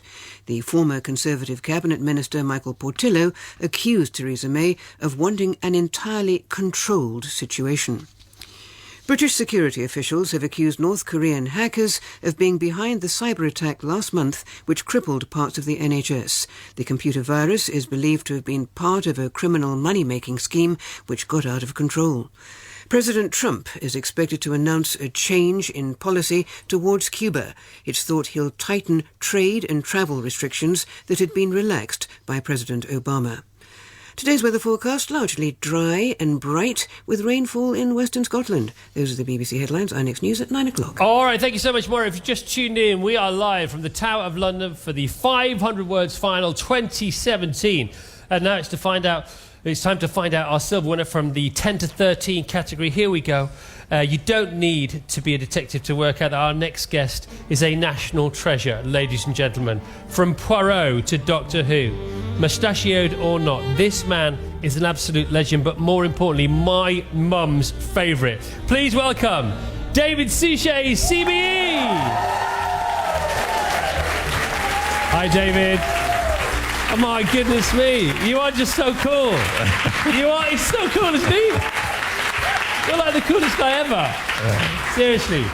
I've got to ask you about Poirot first, if you don't mind. Is it true, David? I heard this story from somebody who claimed to work on it, that because Poirot was such a perfectionist and he wanted his suits to be so sort of pristine and so perfectly pressed, that they had a door frame made for you that you could lean against, that could be moved around. This door frame could be moved around and you could lean against it in between takes so you didn't have to sit down in your suit. Is that true? Yes.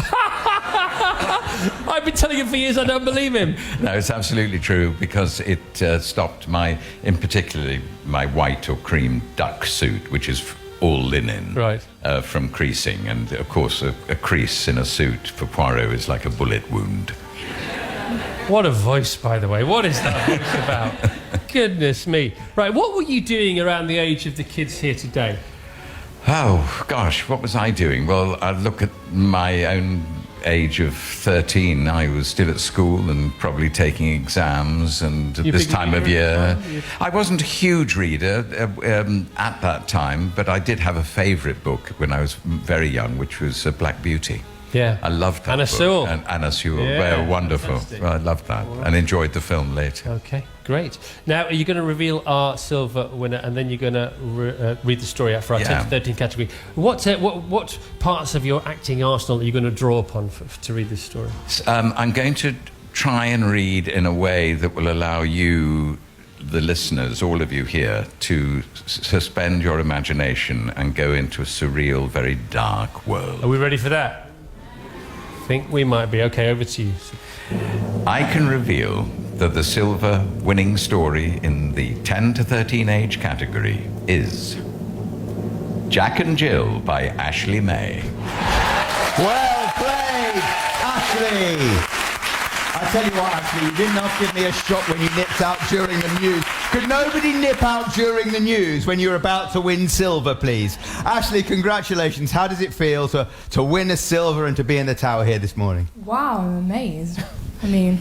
Tell us a bit about writing your story. Well, we actually wrote it for our English assessment, and I adapted it a bit from that. I hope you got an A. Did you not know? In your English assessment, I mean. So, I tell you what, it's a brilliant idea, and we're all going to hear in a moment. You included a couple of limericks in your story. They're just perfect. What made you think to do that? I just like poetry, I guess. Oh, do you?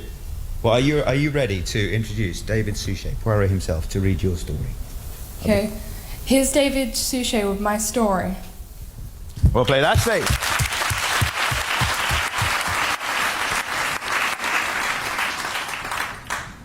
Jack and Jill by Ashley May. Wrongly convicted, wrongly slain, a suffering this world couldn't contain. When the clock struck the hour, she hung from the tower, her lust for vengeance all in vain. Dying.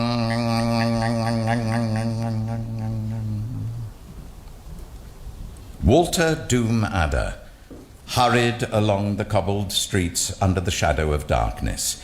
He'd been out for a drink and was silently wondering where on earth he was. He was a tall, spindly man with fair hair and sullen eyes. Staggering, every so often grabbing bins or lampposts to hold himself up, it dawned on him that he was on the wrong side of town. The stars seemed unusually dark. Cautiously, he ground to a halt. In turn, each lamppost fizzled slightly and then burned completely out, draining the life and warmth from the grimy street. The world went completely silent. It was as if even the wind was holding its breath. Slowly, Jack and Jill. A young, melodic but pitiful voice resounded around the street, echoing softly. The voice had a hint of malice in it, as if went up the hill. It seemed to be coming from a cathedral. As though in a trance, Walter sprinted in its direction, stumbling, tripping. The music had taken its hold. Any second, to fetch a pail of water.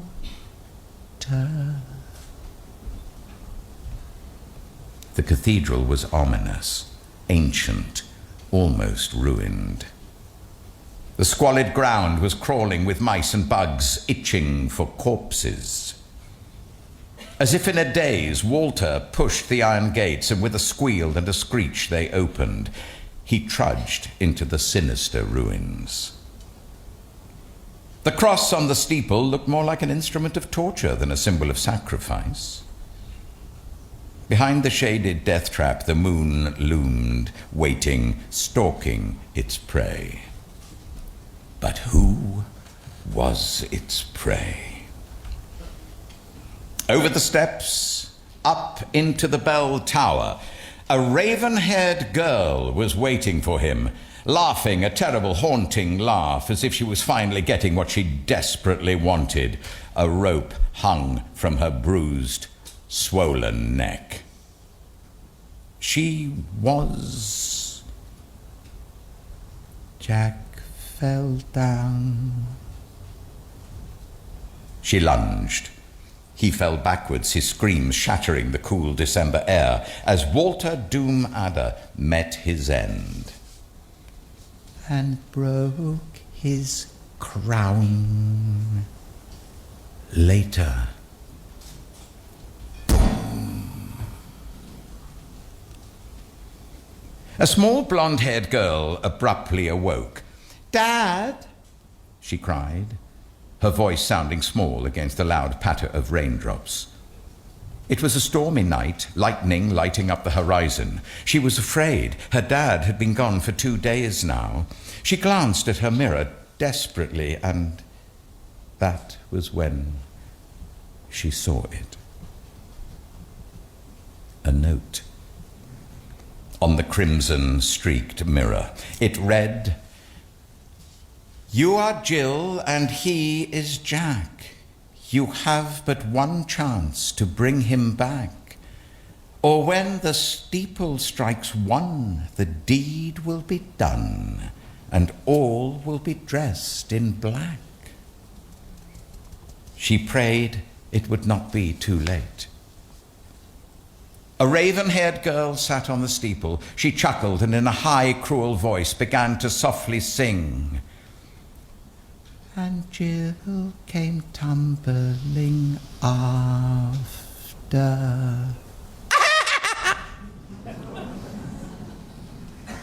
Laughter filled the ruins, and finally, a piercing scream. Thank you. Yes! Yes! Come on, let's hear it! Ashley, superbly read. Oh my goodness. I just got to talk to one mum here. You were open-mouthed. You were frightened to death during that, weren't you? Absolutely electric. It was brilliant, wasn't it? Absolutely amazing. I've never heard a story read like that. Right, is David through to the next round? He is a winner. It's already. a yes from you. Okay, David. David Suchet, let's hear it one more time, please. Well done to Ashley. We've got our 2 goals to go. Duchess of Cornwall, our honorary judge, will be here very soon. But now some more live music. Ollie Murs, his special guest, Louisa Johnson. Here we go with Up, guys. Yes, here we go.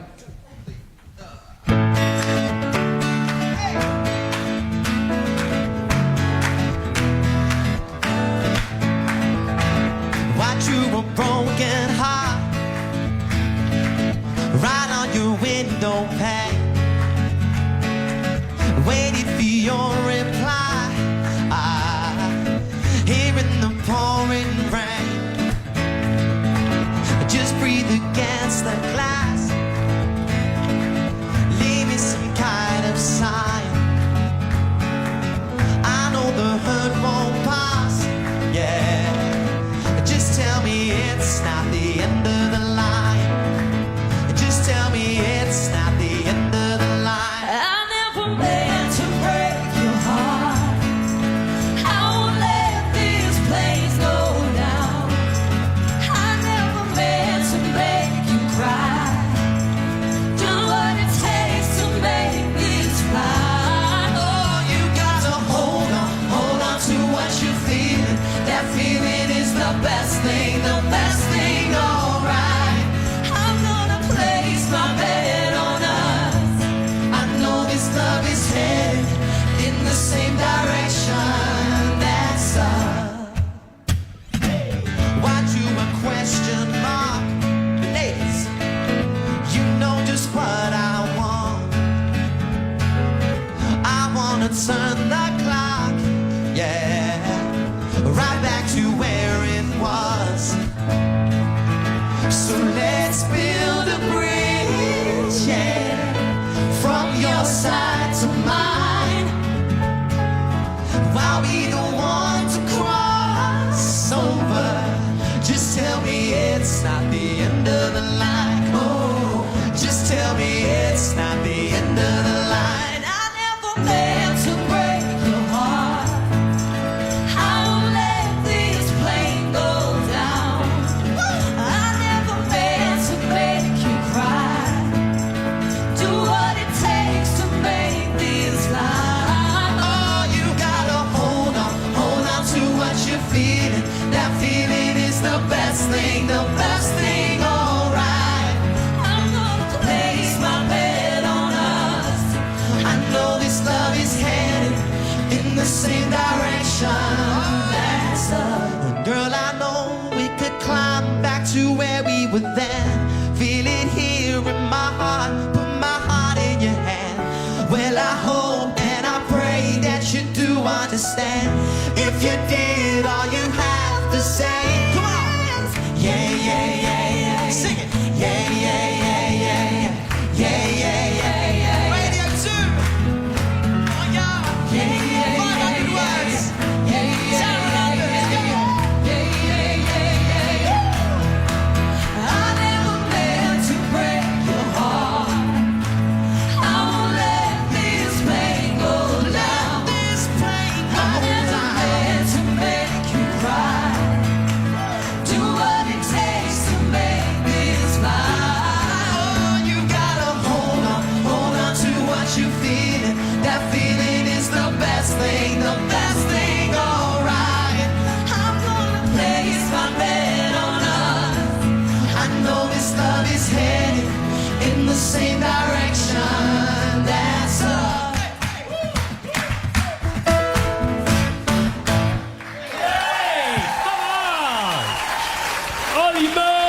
Louisa Johnson. Now stop that, you two. Okay, come on, let's do it one more time. Ollie Burns, Louisa Johnson. Thank you very much, everyone. That's up.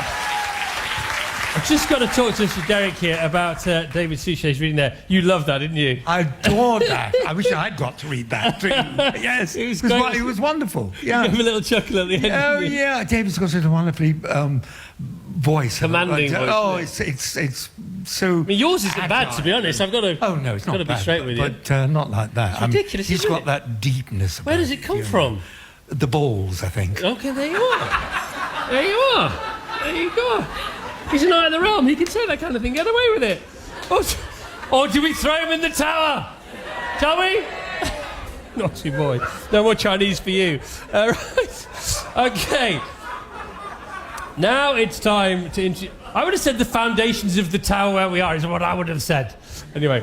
But now it's time to introduce royalty. Pray silence for royalty into the room. She is our honorary judge. She's absolutely fabulous. She's so kind to get involved in this. It was at her suggestion a few years ago. She is our fairy godmother. Without her, our humble competition here would be missing much of its very welcome sparkle every year. Please be upstanding for Her Royal Highness, the Duchess of Cornwall.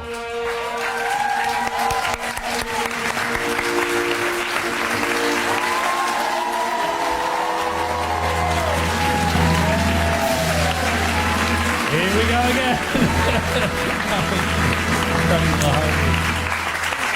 Well, here she is.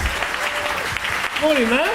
Good morning, Chris. How you doing? I'm fine, thank you very much. Have you been listening? I've been listening all the way here and all the way. Since you started this morning, Oh. I was tuned into you. Good as ever. They're brilliant, aren't they? They're absolutely brilliant. And some of these stories, they sound better than when we judged them. Isn't it funny how the actors really bring them to life? They do. It is They incredible, really isn't do. it? I mean, I was just listening to David Suchet. Yeah. Brilliant. Absolutely. And I love the laugh at the end. All right, I love that. Now, you won't listen to our naughty knight over here, were you just there? Oh, I heard the naughty night. Okay. Doing his slugs. What should we do with him? Send it off with his head. Well, you see, you can make that happen, I suppose. Right, so if you could pick 3 words to describe your experience, because you do get really stuck into the judging, don't you? What would they be?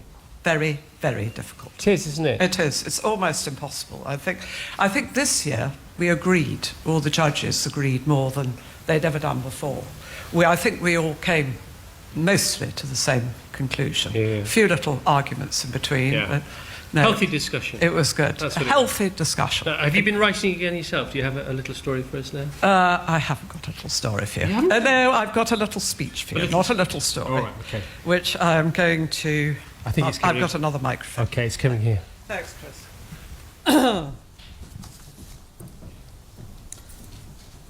Specs.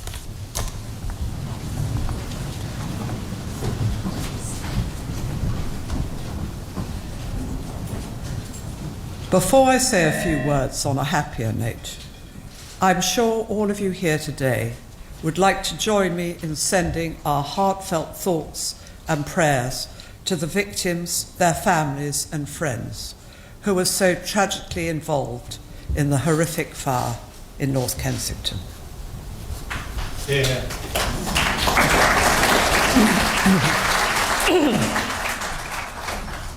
Now, I suspect, ladies and gentlemen, that you never thought you'd be sent to the Tower of London. But here we are today.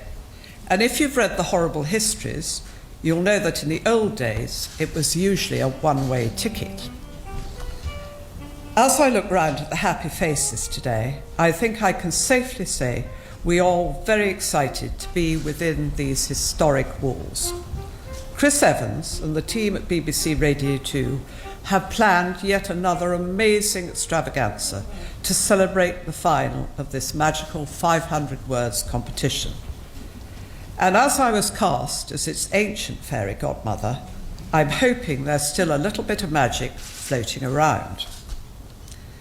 But we don't really need extra magic. Look where we are. The Tower of London is such a famous landmark and such a powerful symbol of London. It is even featured in episodes of Doctor Who, though you don't need a TARDIS to be a time traveller here. Even the names of the buildings around us are dripping with history.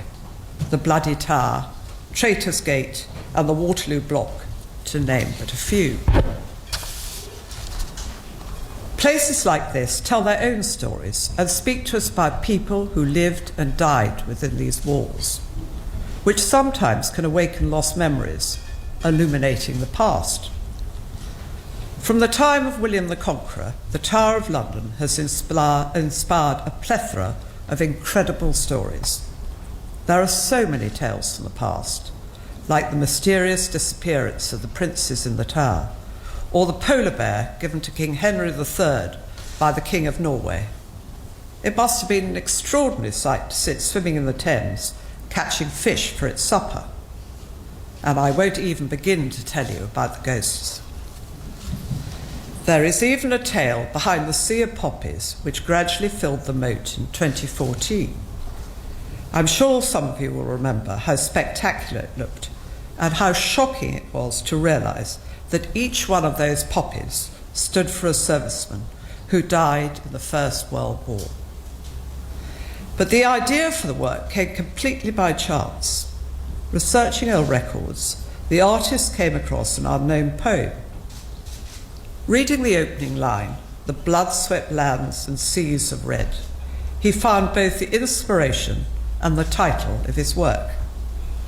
It's very moving that the words of a soldier who died fighting in Flanders should have inspired such a powerful memorial which millions of people queued to see.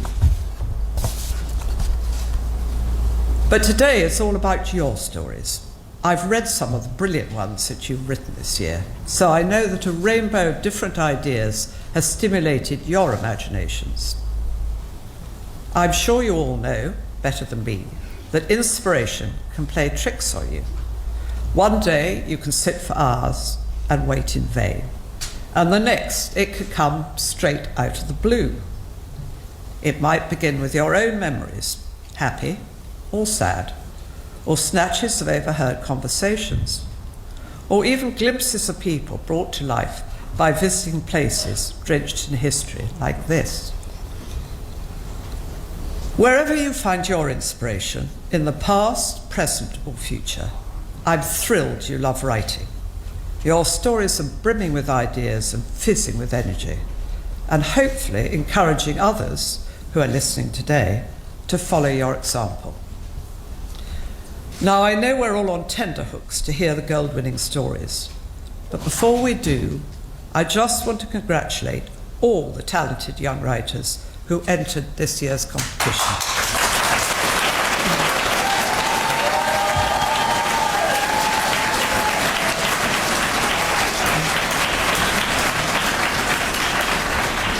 And to thank Chris Evans for masterminding it once again.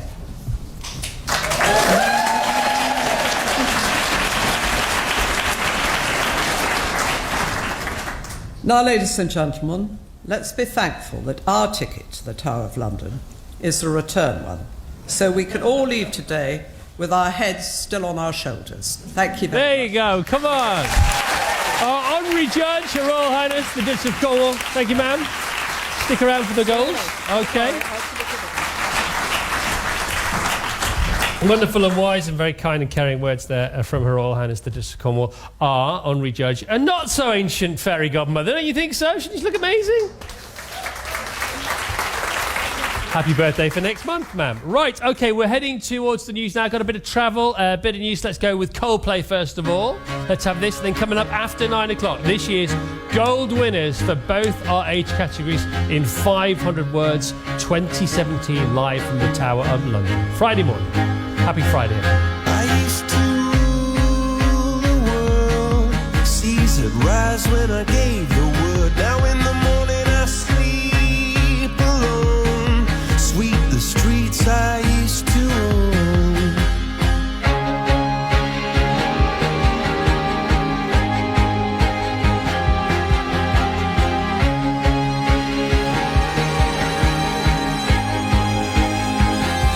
I used to roll the dice, feel the fear in my enemy's eyes.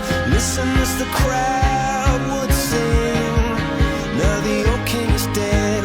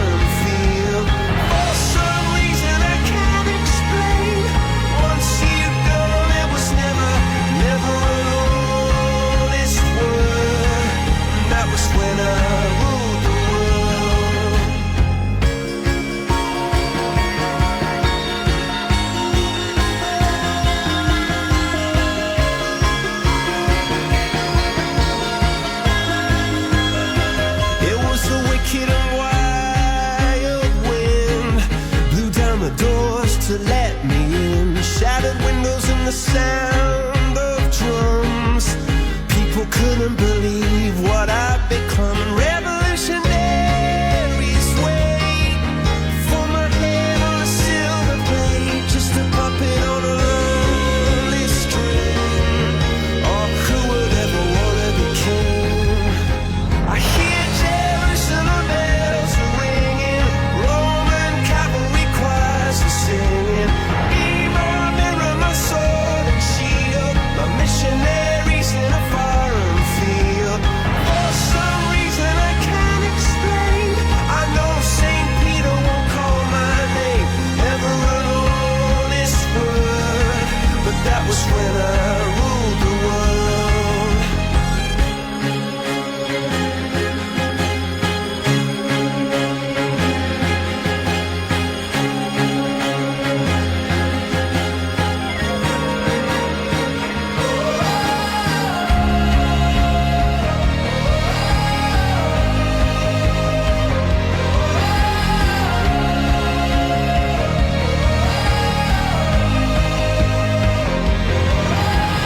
Hear Jerusalem bells are ringing, Roman cavalry choirs are singing. Be my mirror, my sword and shield, my missionaries in a foreign field. For some reason I can't explain, I know St. Peter won't call my name ever alone this word, but that was when I ruled the world. BBC Radio 2, it's just coming up to 2 minutes to 9. Oh my word, I could be listening to Richard Burton. What a voice David Suchet has. Great story, sounds so menacing. I love it, says Kate in Chelmsford. Well, Kate, stay tuned, because still to come we have the 2 gold winners this year. They don't know who they are, they're in here somewhere. It could be you. Yeah. Oh, okay. Right, I literally have chills listening to David Suchet reading that wonderful story. Goosebumps-tastic. Helen listening in her butcher's shop in Bedford. All lady butchers welcome, of course. Actually, we might need you later if Derek steps out of order again. Right, says Scott from Gloucester. Jack and Jill want to tell you. Oh, my goodness me, that was fantastic. All right, we're heading to the News Festival. We'll go to the travel with our Linda.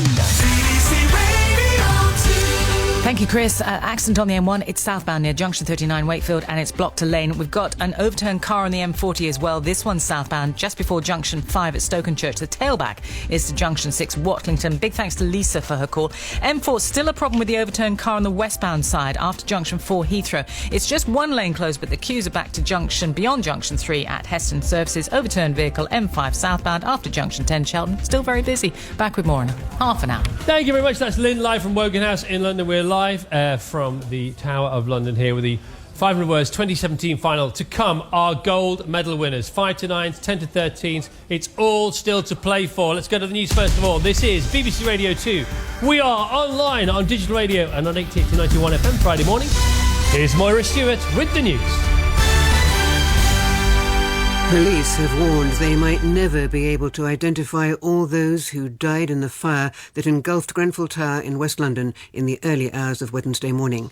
17 people are known to have died, but dozens remain unaccounted for. The first victim has been formally identified as Mohammed Al-Hajj Ali, a Syrian refugee studying civil engineering. His friend, Abdulaziz Al-Mashi, says his death was a huge loss for Syria. Mohammed came here to seek safety.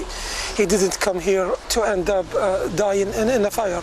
I think that a tragic incident could have been prevented, but I think the local council, the management organizations must take their responsibility, and there are a lot of questions need to be answered. Theresa May has been criticised for failing to meet residents when she visited the tower block yesterday. But our political correspondent Chris Mason says Number 10 was trying not to interfere with the salvage operation. My understanding is that Downing Street did consider doing a more extensive visit when she was there, but concluded, having taken advice from the police, that this risked effectively getting in the way, that the very nature of the security details surrounding the Prime Minister would have meant that this could have required manpower from the emergency services that frankly could be better used dealing with what they're having to deal with on the ground. Questions have been raised about whether green energy targets played a part in the tragedy amid concerns about the fire risk posed by the cladding fitted to Grenfell Tower. But campaigners have defended the warm homes policy, as our environment analyst Roger Harrabin reports. The insulation needs to be massively extended as the government strives to cut bills, reduce fuel poverty and curb carbon emissions further. But engineers will need to use insulation that is safe for tower blocks, and then to prove to sceptical tenants that it is safe. Meanwhile, local councils round the UK will face huge bills to ensure the safety of hundreds of tower blocks where cladding has suddenly been transformed from a godsend into a potentially deadly liability. A second soldier has died after he was wounded in an incident involving a tank at an army firing range in Castle Martin in Pembrokeshire on Wednesday. Both victims were from the Royal Tank Regiment. British security sources have told BBC News that hackers in North Korea carried out the cyber attack that crippled parts of the NHS last month. It also affected computer users in more than 150 countries. The hackers are thought to have been attempting to make money. Research by Historic England suggests many people mistakenly believe that some of the country's greatest achievements happened abroad. More people think that the splitting of the atom first took place in Geneva, with only 1 in 10 knowing it was originally carried out in Manchester by Ernest Rutherford in 1917. Today's weather forecast largely dry and bright, with some rain in western Scotland. BBC News at 9:03 are next at 10 o'clock. Thank you, Moira. Online, on digital radio, and on 88-91 FM. BBC Radio 2. The Chris Evans Breakfast Show.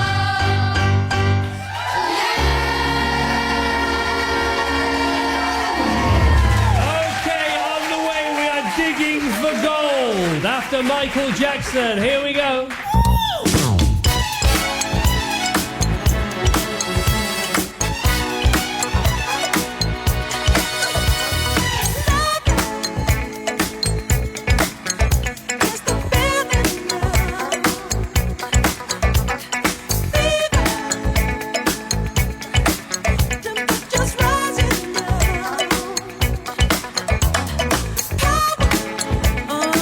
Power, it's the force that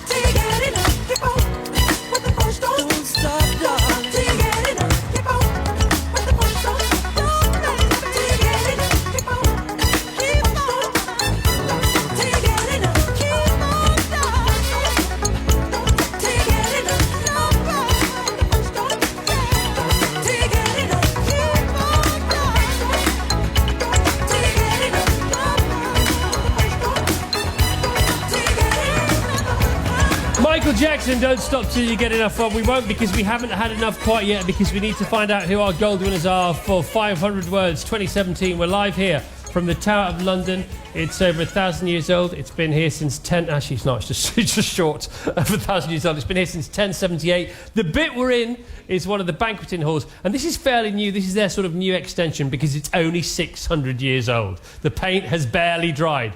Right. Would you like to find out the first of our gold winners? In the 5 to 9 category. Noah, are you ready for this bit? Yeah. Okay, now...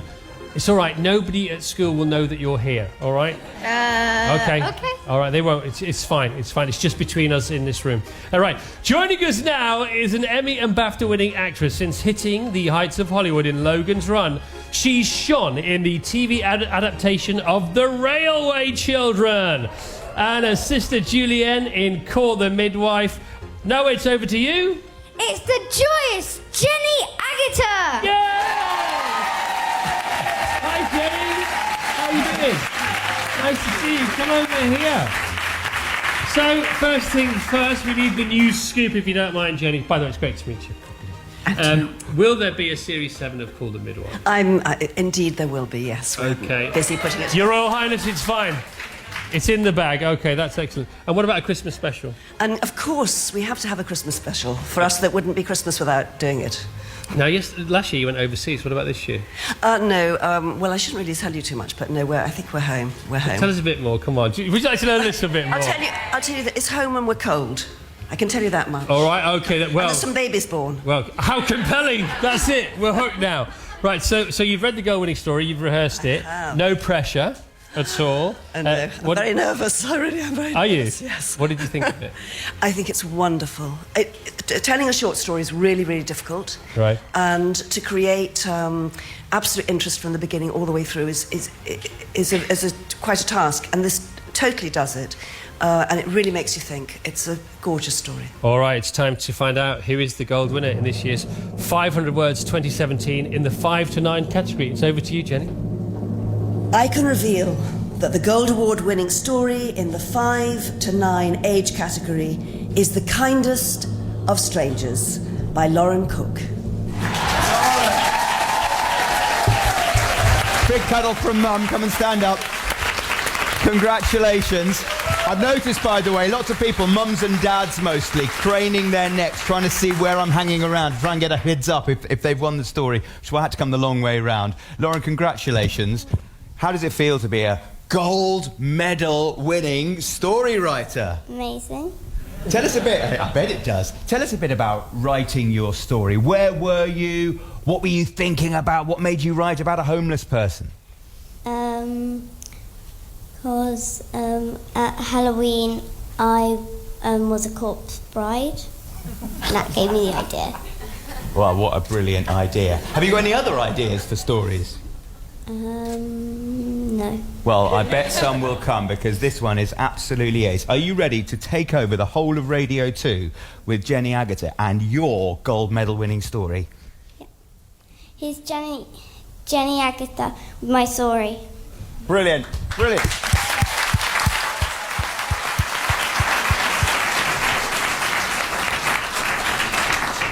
The Kindest of Strangers by Lauren Cook, age 9. A cold wind blew, and leaves whipped up and danced around the ankles of an old man crouched in a doorway. His coat clutched around his shoulders, offered little warmth, and he shivered, holding his hand out in the hope of a coin or two.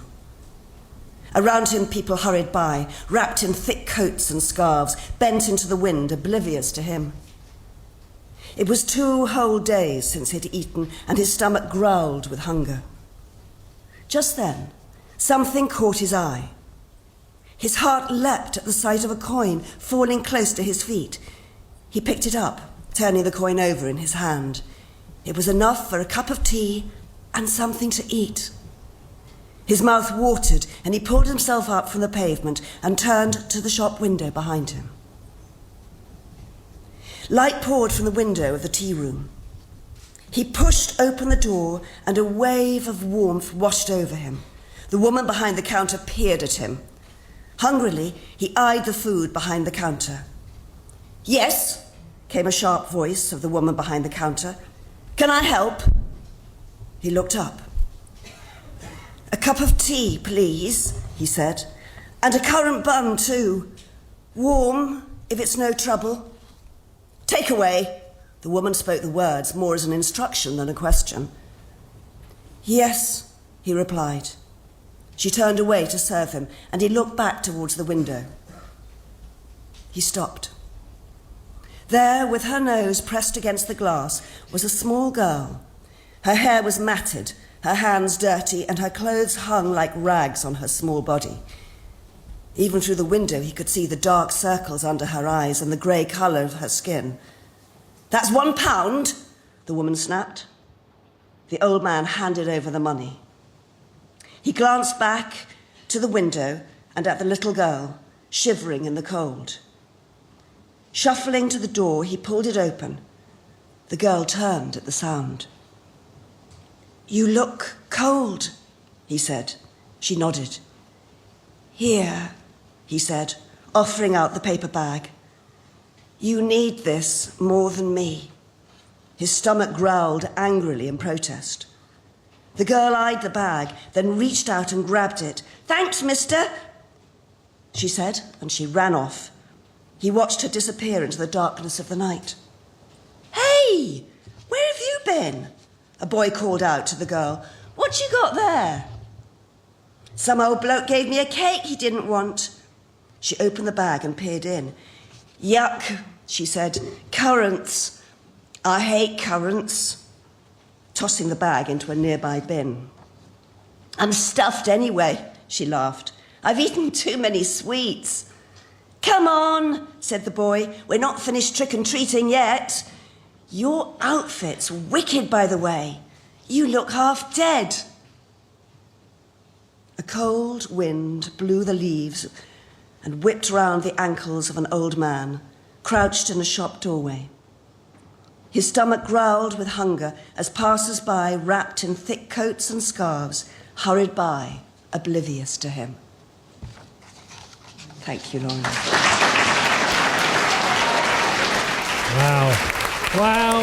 I mean, they've always sounded good, these stories, when we've been judging them and we've read them out loud to each other to bring them to life, but never better than when the pros get involved. And Lauren's here. Hello again, Lauren. We read a text out from your granny, didn't we, at the top of the show? Yeah.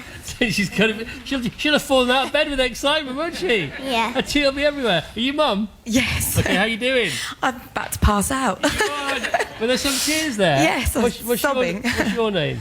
Nikki. Okay, well, thank you so much for bringing no, Lauren with us. pleasure. And Lauren, congratulations. Once again, let's hear it for Lauren Cook.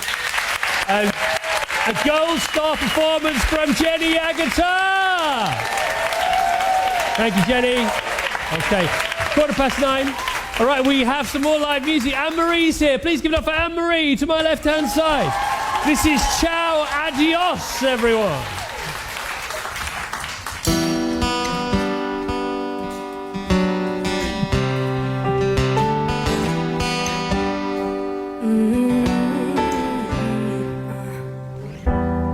Asked you once, asked you twice now. There's lipstick on your collar. You say she's just a friend now. Then why don't we call her? So you wanna go on with someone to do all the things you used to do to me? I swear I know you do. Used to take me out in your fancy car and make out in the rain. And when I ring you up, don't know where you are till I hear her say your name. Used to sing along when you play guitar. That's a distant memory. Hope she treats you better than you treated me. I'm onto you, yeah, you. I'm not your number one. I saw you with her, kissing and having fun. If you're giving her all your money and time, I'm not gonna sit here wasting mine on you, yeah, you. Ciao, adios, I'm done. After 3, after 4 times, why did I bother? Tell me how many more times does it take to get smarter? Don't need to deny the hurt and the lies and all of the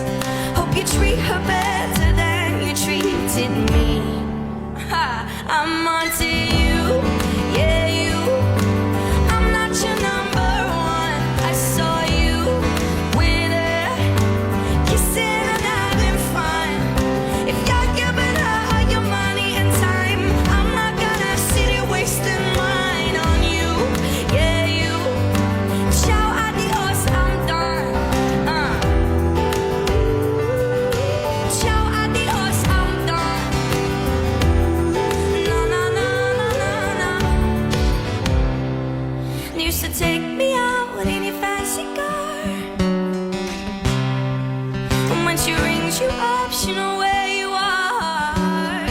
And now she sings along when you play guitar. Hope you treat her better than you treated me. I'm onto you. Yeah, you. I'm not your number one. With her, kissing and having fun. If you're giving all of your money and time, I'm not gonna sit here wasting mine on you. Yeah, you. Ciao, adios, I'm done.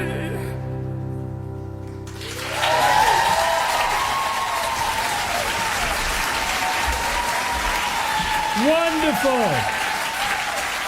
Third of our special singing guests this morning, Anne-Marie. More to come. And by the way, thank you for all your messages this morning on the text 889291. Keep them coming. We've still got time for a few more. It's 9:20 now. We're almost done, but not yet. Woke up grumbling today about driving to a training course in Buxton from Nottingham, but I didn't even notice this last 90 minutes fly by. A fantastic show. Well done to all the kids from Rachel, now a far less grumbly teacher. So we've fixed Rachel. Right, that gold medal winning story was just amazing. Expertly written and expertly read. My eyes are filled with tears. Listening to it, as it was so moving, says Nathan in Wakefield. Chris, what a beautiful story that little lass has written. Serious mascara warning. And then I had a message here from Farmer Tom. Now, it's disappeared off my screen, but Farmer Tom, he said he's a new dad. He's got a new baby girl. I think her name's Kiara, and she's 10 months old. And he said, as a new dad, he now gets this. It really, really gets me. Anyway, but have you heard the story? Have you heard the news about now lots of mums and dads who listen to the show are having babies just so they can be future entrants to the show? I mean, this is what's going on. It's a brand new baby boomer generation. All right, that was Anne-Marie singing for us there. Anne-Marie will be back, but now, how about we welcome, to wave us goodbye, by revealing the gold winner for the 10 to 13-year-old category, Britain's Got Talent judge and the fastest growing kids author in the world. It's David Williams! Hello, thank you very much. Oh, come on! All right. David, we love Lower you. your expectations, but thank you very much. Now, look, you're only following Knights of the Realm and Jenny Agutter. I know. These stories. Oh, my word. I'm It's suddenly gonna be very fine. nervous. I've seen the lineup. It's going to be fine, and our readers have been fantastic this morning. Now, of course, you are not new to 500 words. You were here at the beginning, weren't you? Yes, I was. I entered the competition. And I still didn't win. No, I mean, it's amazing reading these stories, and I know there's lots of children's authors because I can see them in the audience today. I mean, you feel like giving up. These children are so talented. Well, they are the writers of the future. Now, Noah, who just helps us introduce Jenny Agutter, our eldest little boy, he's 8. He's rereading Gangster Granny at the moment. And last night he was reading the bit in bed that takes place right here in the Tower of London. Yeah. And he was too excited. He couldn't bear how excited he was about it all. Oh, well, that's wonderful. Yeah, I mean, it's a thrill to read these stories. And it's amazing to hear them all read out loud as well. All right, pal, it's over to you for our last winner today. Okay, so I can reveal that the Gold Award-winning story in the 10 to 13 age category is Mr. B.B. Wolf versus Miss R.R. Hood by Livia Turner. Congratulations. Livia's very clever. Her story is very, very clever. Must be nice to be clever. So tell us a little bit about writing your story. It was really fun, and I planned it with loads of post-it notes. And yeah, yeah. What made you think to take a well-known fairy tale like that and put your very personal twist on it? Well, I really like fairy tales, but I thought that I would get one that hadn't been changed before, and I thought I'd give it a twist. So And tell us about the post-it notes. I stuck them all over the kitchen and yeah. Did it take a while to write the story? Oh, it brilliant. did take a while. It took a few evenings. Well, it was worth it. I hope you'll agree. Yeah. Now, the answer to the next question is yes, a big one. All right? Okay. Are you a fan of David Williams? Yes, a big one. I think we all are. Would you like to hear David read your story? Yes, please. Here you go. Here's David Williams with my story. Well done, Livia. Mr. B.B. Wolf versus Miss R.R. Hood. Evidence for the Corpse by Livia Turner. Dear Miss, welcome to the woods. We hope you enjoy living in this picturesque log cabin that the animals have graciously donated to you. The woods are certainly colder than where you have come from. I'd like you to accept this red hood and basket of seeds and foodstuff. Your cabin is as close to your grandma as we could find possible, as we know she is the reason you moved. I'm certain you will adore the woods. The animals that live here are all pleasant folk, and the scenery could be straight from a fairy tale. Wishing you a delightful day, Mr. Wolf, Mayor. Mr. Wolf, yeah, thanks for the cabin. No, it's not the biggest house I've ever seen. Shame you didn't put us any closer to Grandma. Dear Miss Hood, I hope you love the woods as much as I do. A friendly reminder, please don't pick the wild flowers. They are grown in specific order. My teams of birds are experts in the botanical business, and they ensure the woods look perfect. If you pick any flower, it ruins the pattern. Mr. Wolf. Mr. Wolf, I like much more space, so here's your keys back. By the way, we will be clearing some ground so we can build my pool. Miss Hood, I implore you not to slay any further trees. A pool is not a necessity, whereas the trees are important to the well-being of the woods. If one is felled, there are disastrous consequences. Mr. Wolf. Mr. Wolf, since when were you the boss of me? Miss Hood, the squirrels tell me that you have been shooting at them. All these complaints are taking up too much of my time, and my job has become considerably more stressful. Please try not to make the same mistakes again, Mr. Wolf. Mr. Wolf, I don't know what the heck you're talking about. Squirrels are liars. Grandma says they were rubbish neighbours anyway. Miss Hood, what a big appetite you have. Do not kill the animals. It is strictly forbidden. I admit to being able to understand about the pheasants, but the rabbits pushed it too far. When you continue to murder and devour the deer, you make yourself quite a reputation. Now the boars are vanishing. Animals are queuing up outside my office to tell me they are scared. You are making my job very hard. The system in the woods is surprisingly fragile, and it's up to me to stop it falling into chaos. Don't make me ask you to leave, Mr. Wolf. Mr. Wolf, we'd like to see you try. Miss Hood, what a sickening fur coat you wore this morning, Mr. Wolf. Mr. Wolf, oh, the better to keep me warm. Stop stalking me on me journeys to Grandma's. It's annoying. P.S. The coat didn't look good on the old owner anyway. Miss Riding Hood, mark my words. You will not bruise my honour without punishment, Mr. Wolf. Thank you. Thank you, David, and congratulations there to our final gold winner of 2017. That's it. Almost time to go, but we'll have a bit of a party afterwards for everyone here. Can we have a round of applause, please, for all our winners this morning? The Lady Who Grew a Beard by Jed Werlock, read by John. My Saviour by Eva McKeown, read by Noma. Professor Sluggo by Lucinda Levine. Read by Naughty Sir Derek, Jack and Jill by Ashley May, read by David Suchet. The Kindest of Strangers by Lauren Cook, read by Jenny Agatha. And Mr. B.B. Wolf versus Miss R.R. Heard Evidence of the Courts by Olivia Turner, read by David Walliam.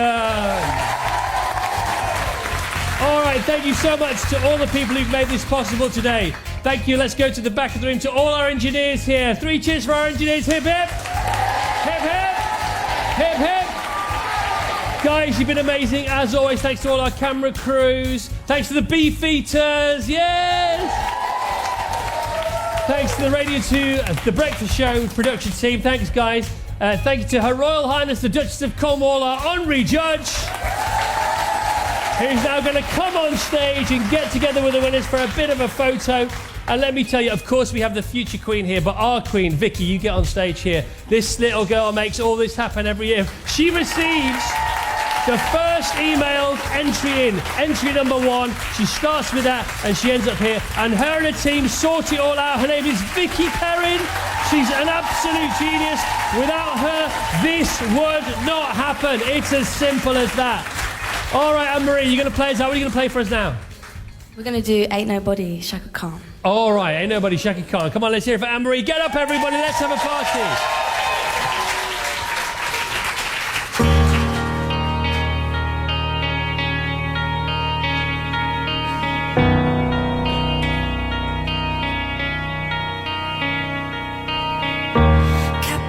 Effortlessly, that's the way it was. Happened so naturally, I did not know it was love. The next thing I felt was you holding me close. What was I gonna do? I let myself go. Now we're flying through the stars. Hope this night will last forever.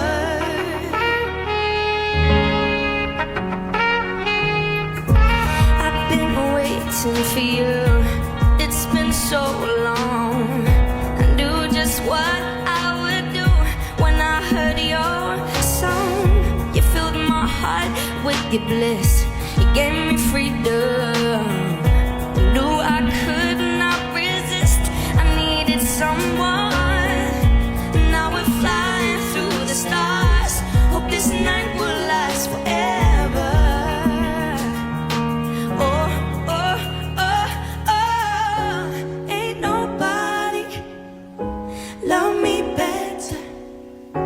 Makes me happy, makes me feel this way. Ain't nobody love me better than you.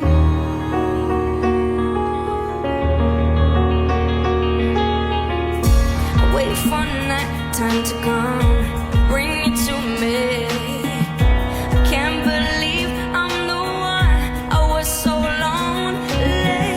I feel like no one could feel, I must be dreaming. I want this dream to be real, I need this feeling. I make my wish upon a star, hope this night will last forever. Oh, oh, oh, oh. Ain't nobody love me better. Makes me happy, makes me feel this way. Ain't nobody love me better than you. At first you put your arms around me, and then you put your charms around me. I can't resist this sweet surrender. All my nights are warm and tender. We stare into each other's eyes, and what we see is no surprise. Got a feeling most would treasure, and a love so deep we cannot measure. Ain't nobody makes me happy, so happy, makes me feel this way. Ain't nobody love me better than you.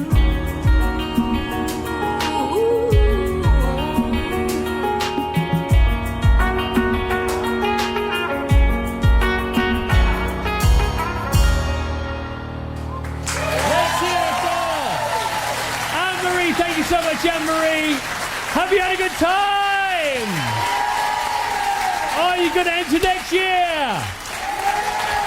Okay, thanks to all our judges, by the way, the 5,000 judges and our professional judges. We've got Charlie, we've got Francesca, we've got Mallory, and also we've got Frank. Round of applause for those guys. We're signing off. Ken Bruce is signing on. Ken, it's over to you. Another great morning. Thank you. Hurrah!